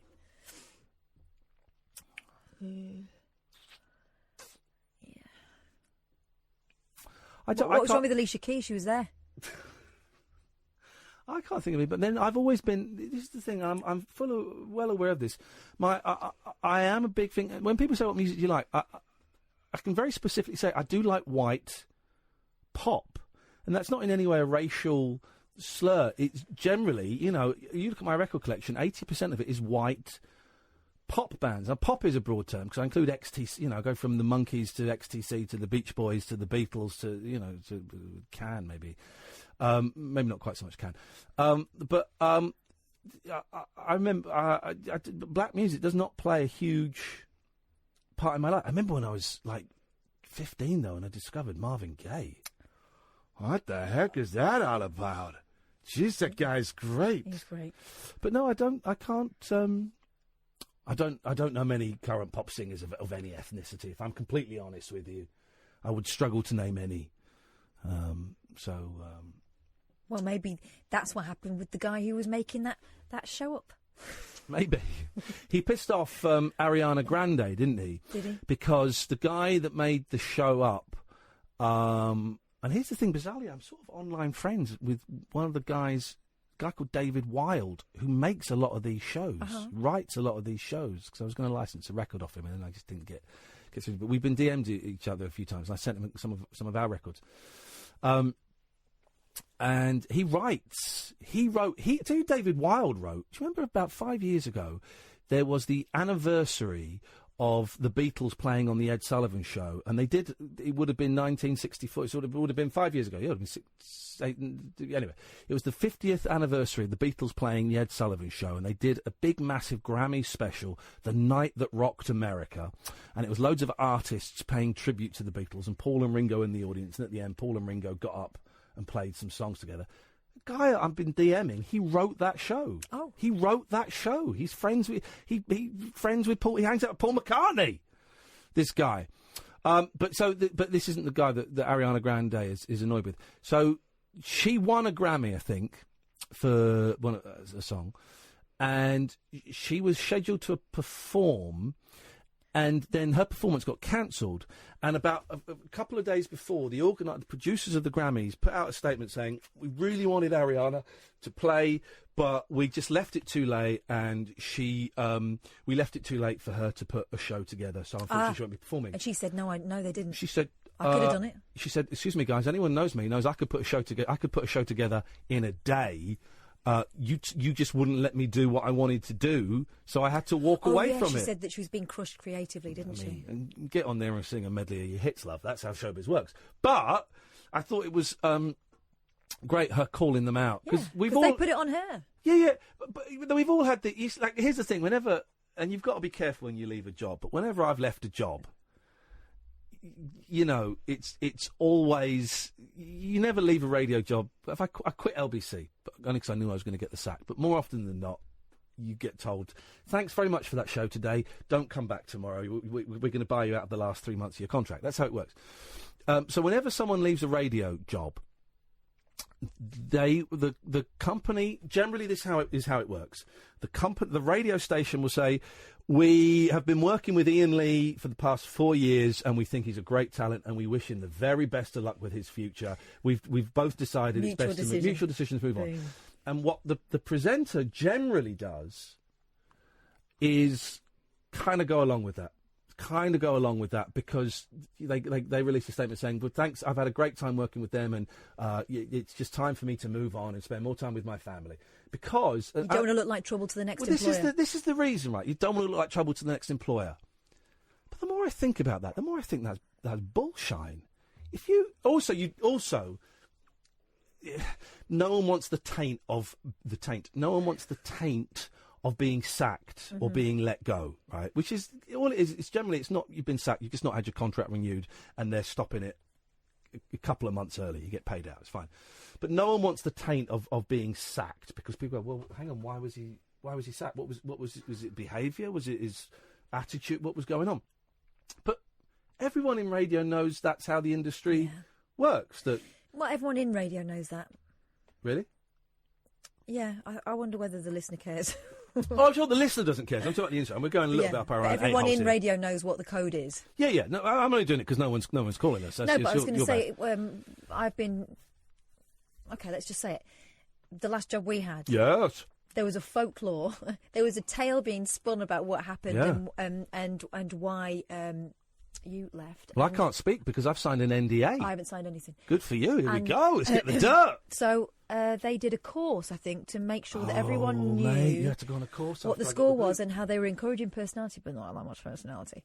And every time they did this course, apparently, according to my sources, you were cited as hang on a minute, your major proponent of personality has just left, apparently by mutual consent. So what was the score there? And they were telling a certain story, and they were citing certain conversations that were apparently had with the producer. Now, they didn't invite me to this course until the last day of the course, and I'd already handed in my notice, so I had nothing to lose at this point. I took some very interesting notes that day, let's just say, about what was apparently said to me in the conversation apparently I'd had, but I never knew. And I just wondered how much of the paperwork surrounding that is going to live in the BBC archive and when it's going to come back, you know, because we've heard stories in the past about people being cited as having had certain meetings with the BBC, and it doesn't come up for 20, 30 years, and then that person says, I have no recollection of it. Tony Blackburn got shafted by him. He was never comment on himself, but he got shafted by him. So, you know, if you think that happened back then, I'm here to tell you it's still happening. Ay. And if someone brings it up to me, I shall say, I had nothing to do with that. Yeah, I just think when I get the boot from this place, I'm going to say, you know what, I got the boot. But I had a great time. The coolest thing, Nigel and Temple Fortune, we're going to go to a break and we'll come to you in a second. When I got the boot from Absolute, I was so gutted. I was so gutted. It came out of nowhere, and I was so gutted. I went to meet a friend who was in management because I said, I'm really worried about the job. I'm not getting any feedback. I've got 4 months left on the contract. Never great when it goes quiet. No, and he said, well, come and meet me for a drink. And I met him for a drink in a bar, and the boss was there, and I was like, oh no. And they said, you're not going to renew your contract, and I was like, oh, but they took you to the crowded place. Yeah, and I was like, oh, okay. And I said, well, look, can I go and do the last show now? They said, no, we'd rather you didn't. But here's the classy thing. I shook his hand, I thanked him for the opportunity and said it had been a pleasure to work there. I then had to spend 15 minutes with him telling me what he was going to do to improve the station. I'm thinking, I don't give a shit. There's no need for that. But I shook his hand and I thanked him. Yeah. That was a big thing for me. Do just say thanks, let me play, and that was that. That reminds me of when I got dumped when I was about 22. Boyfriend that I'd been going out with since I was 17. Dumped me on the phone. I paid for the phone call. Oy. Because I had to phone him back. And I gave him nothing. I was like, okay, thanks for letting me know. Bye then. And then I went and cried. But I went out as soon as I could, and I phoned up Eloise, who was the producer, and they'd done a double whammy. She'd got the phone call while I was in there, man. and we had a good cry and a good bitch. And we slagged off people. Of course you do. You're allowed to do that in private. But I bet you're glad, as I was in that situation. I gave him nothing. I didn't. Yeah, no. I shook his hand. I thanked him because I had a great 3.5 years. I had bread, but fed my kids, you know. This is Talk Radio. The Late Night Alternative with Iain Lee on Talk Radio. We'll get you talking. Nigel is in Temple Fortune, and don't worry, guys, if you miss this call, if you switch over to BBC London in about 45 minutes, you'll hear it again. Good evening, Nigel! Good evening. Well, that's a wonderful introduction. I mean, I can't do better than that. I hope you're both well, but I was prompted to call you when you mentioned about leaving LBC or being sacked from LBC, and you said, you know, the way the sort of the gentleman's agreement is you walk away. But, you know, there is a reason for that, of course, because if you ever wanted to go back, the door's always open if they wanted you back. Well, kind of. I have to say, I did leave LBC. There was no gentleman's agreement because the boss at that time was an arsehole. Yeah, I can kind of see. I mean, listen, I'm not suggesting people go out and badmouth, their previous employer and come out and slag them off. But I do think if you've been treated shoddily, you should say. I tell you someone who was treated shoddily, Nigel, and I think he's mentioned it. Martin Kellner. Martin Kellner got shafted at his BBC radio station, and I can't quite remember the intricacies of it, but I remember reading it on Twitter. He posted it on Twitter. Was treated appallingly and refused. It wasn't rude at all in any way, but refused to play the game. The BBC issued a statement saying we've had a great time working with Martin and we wish him the best of luck and all of this. And Martin kind of replied with, well, if you wish me the best of luck, why would you have sacked me when there was no one else in the building and then escorted me out of the back entrance so I couldn't? It was that kind of vibe, wasn't it? I think with Kellner. But I understand. Listen, we're in a similar business. I mean, I'm in newspapers and you're in radio, but I think what's interesting is there is a big churn rate, and sometimes when you leave, I know it can be unpalatable and unpleasant, but sometimes when regimes and people change, they say, you know what, come back and work on a freelance basis. You think, you know what, I'll bury that shit and come back again for 6 months or a year.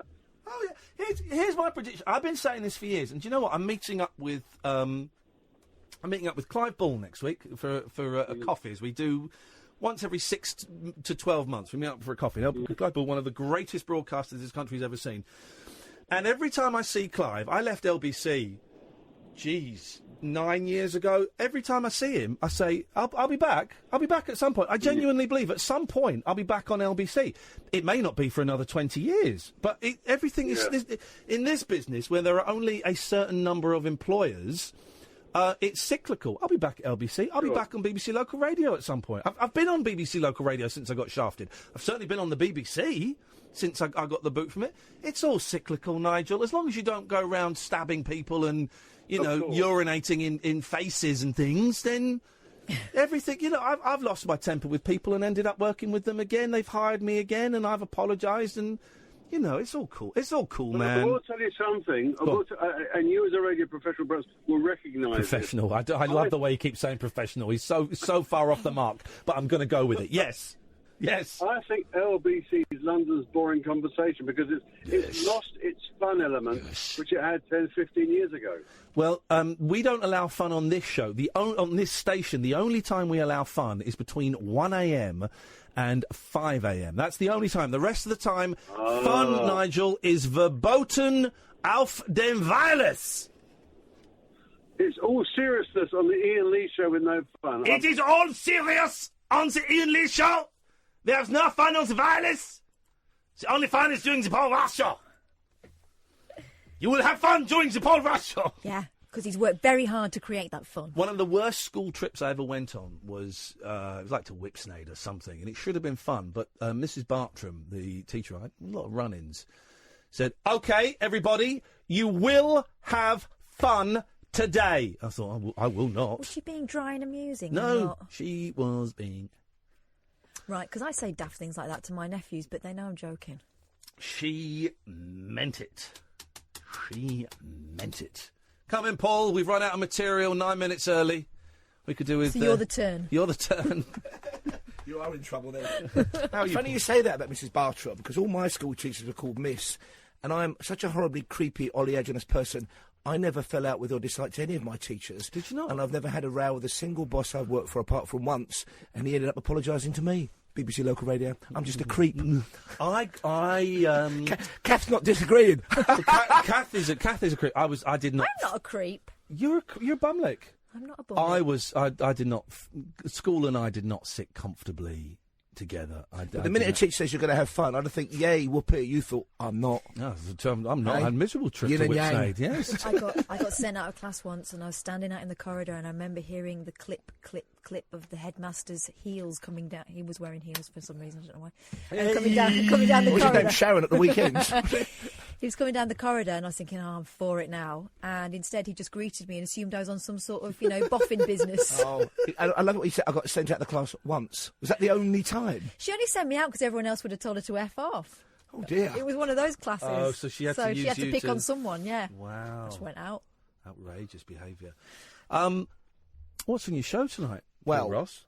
I'm slightly nervous because Uh-oh. a couple of weeks ago we had on one of America's leading astrophysicists, and he was talking to us about black holes and quasars, and he lost me a third of the way through. He's coming back to test you. Well, It's a quiz. That would be easier, because I asked him a question at the end, which my my eldest grandson Ruben's asked me. He's 11, and he's fascinated with outer space and dinosaurs. It's all kids. And he once said to me, only a big round question, Grandad, what was before the Big Bang? Basic question, right? It's a great question. So I asked this chap, and he said to me, nothing, because there was no time before the Big Bang. Oh. Okay? We've got a chap coming on tonight who's got one of the grooviest titles you've ever heard. He's the director of Perimeter Research at the Astrophysical Unit of Canada. Oh, yes. Okay? And he's got a theory that at the time of the Big Bang, when time was effectively created, there was a mirror universe created where time runs backwards. Oh, I've heard you this. see, yeah, but This is great. Talk about, hey man, you're twisting my melon. So if it's running back, what time's this guy on? Because I'm listening. Well, he'd be after 2 o'clock, or Right. in his universe time, it'll be 3 weeks ago last Tuesday. But so if time's running backwards, so is that running from the end of time to the beginning of time? Then is that? Well, the theory seems to be, and I've got to turn this into a sort of English, because he's dealing in theorems and fractions and Yes, mate. but basically what he said was the impetus that created the forward movement of time, for which he said there's no basis in physical reality, but there's a huge explosion outwards. At basic Newtonian physics level, there's got to be a kind of exhaust going out, which means at the moment the universe is created, the other side, in the mirrorverse, the universe has ended, and it moves back and back and back and back. Ultimate heaviosity approaches. I love that. The guys start skinning up now. 'cause- no, don't do We're far that. cheaper than that. We're far cheaper than that, aren't we? That's the thing. Get some cheap cider. And you don't feel hungry. God Although I've never almighty. smoked the marijuana.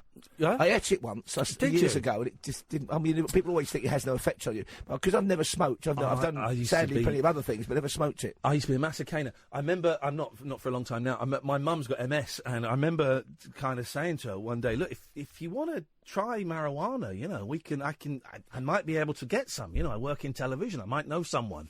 And she went, "Yeah, do you know what? I'll try it." And I made some marijuana tea with her. It may have been skunk, I don't know. And we were sat there watching. Isn't skunk psychotropic? Yeah, we were sat there watching Countdown when it was. Richard Whiteley. Richard Whiteley. Of course, in a parallel universe, it's Count Up. Exactly. And we're sat there watching it, and she's drinking this tea, and she is telling me all of the family secrets, like everything. Illegitimate children, abortion. I'm getting everything. And then Richard Whiteley said something that wasn't that funny, and she started pissing herself laughing. And I said, "Mum, do you think you're getting any effect off this?" "Oh, no, this is having no effect whatsoever." She was off her mash. Oh, dear. And then we put on Rubber Soul, and we got... I wouldn't recommend it, though, guys. And talking of Rubber Soul, we've got a leading British academic on. He's good. Who's going to be talking about Bob Dylan's influence on British music in the 60s. He's written a great book. I've only seen it on that hideous PDF thing. I'm going to buy a copy this weekend. And he reckons there's only one major British act that was almost deliberately not influenced by Bob Dylan. And they chose not to be. So if you think of the top 5 British acts... Shawaddy Waddy. You're such a child.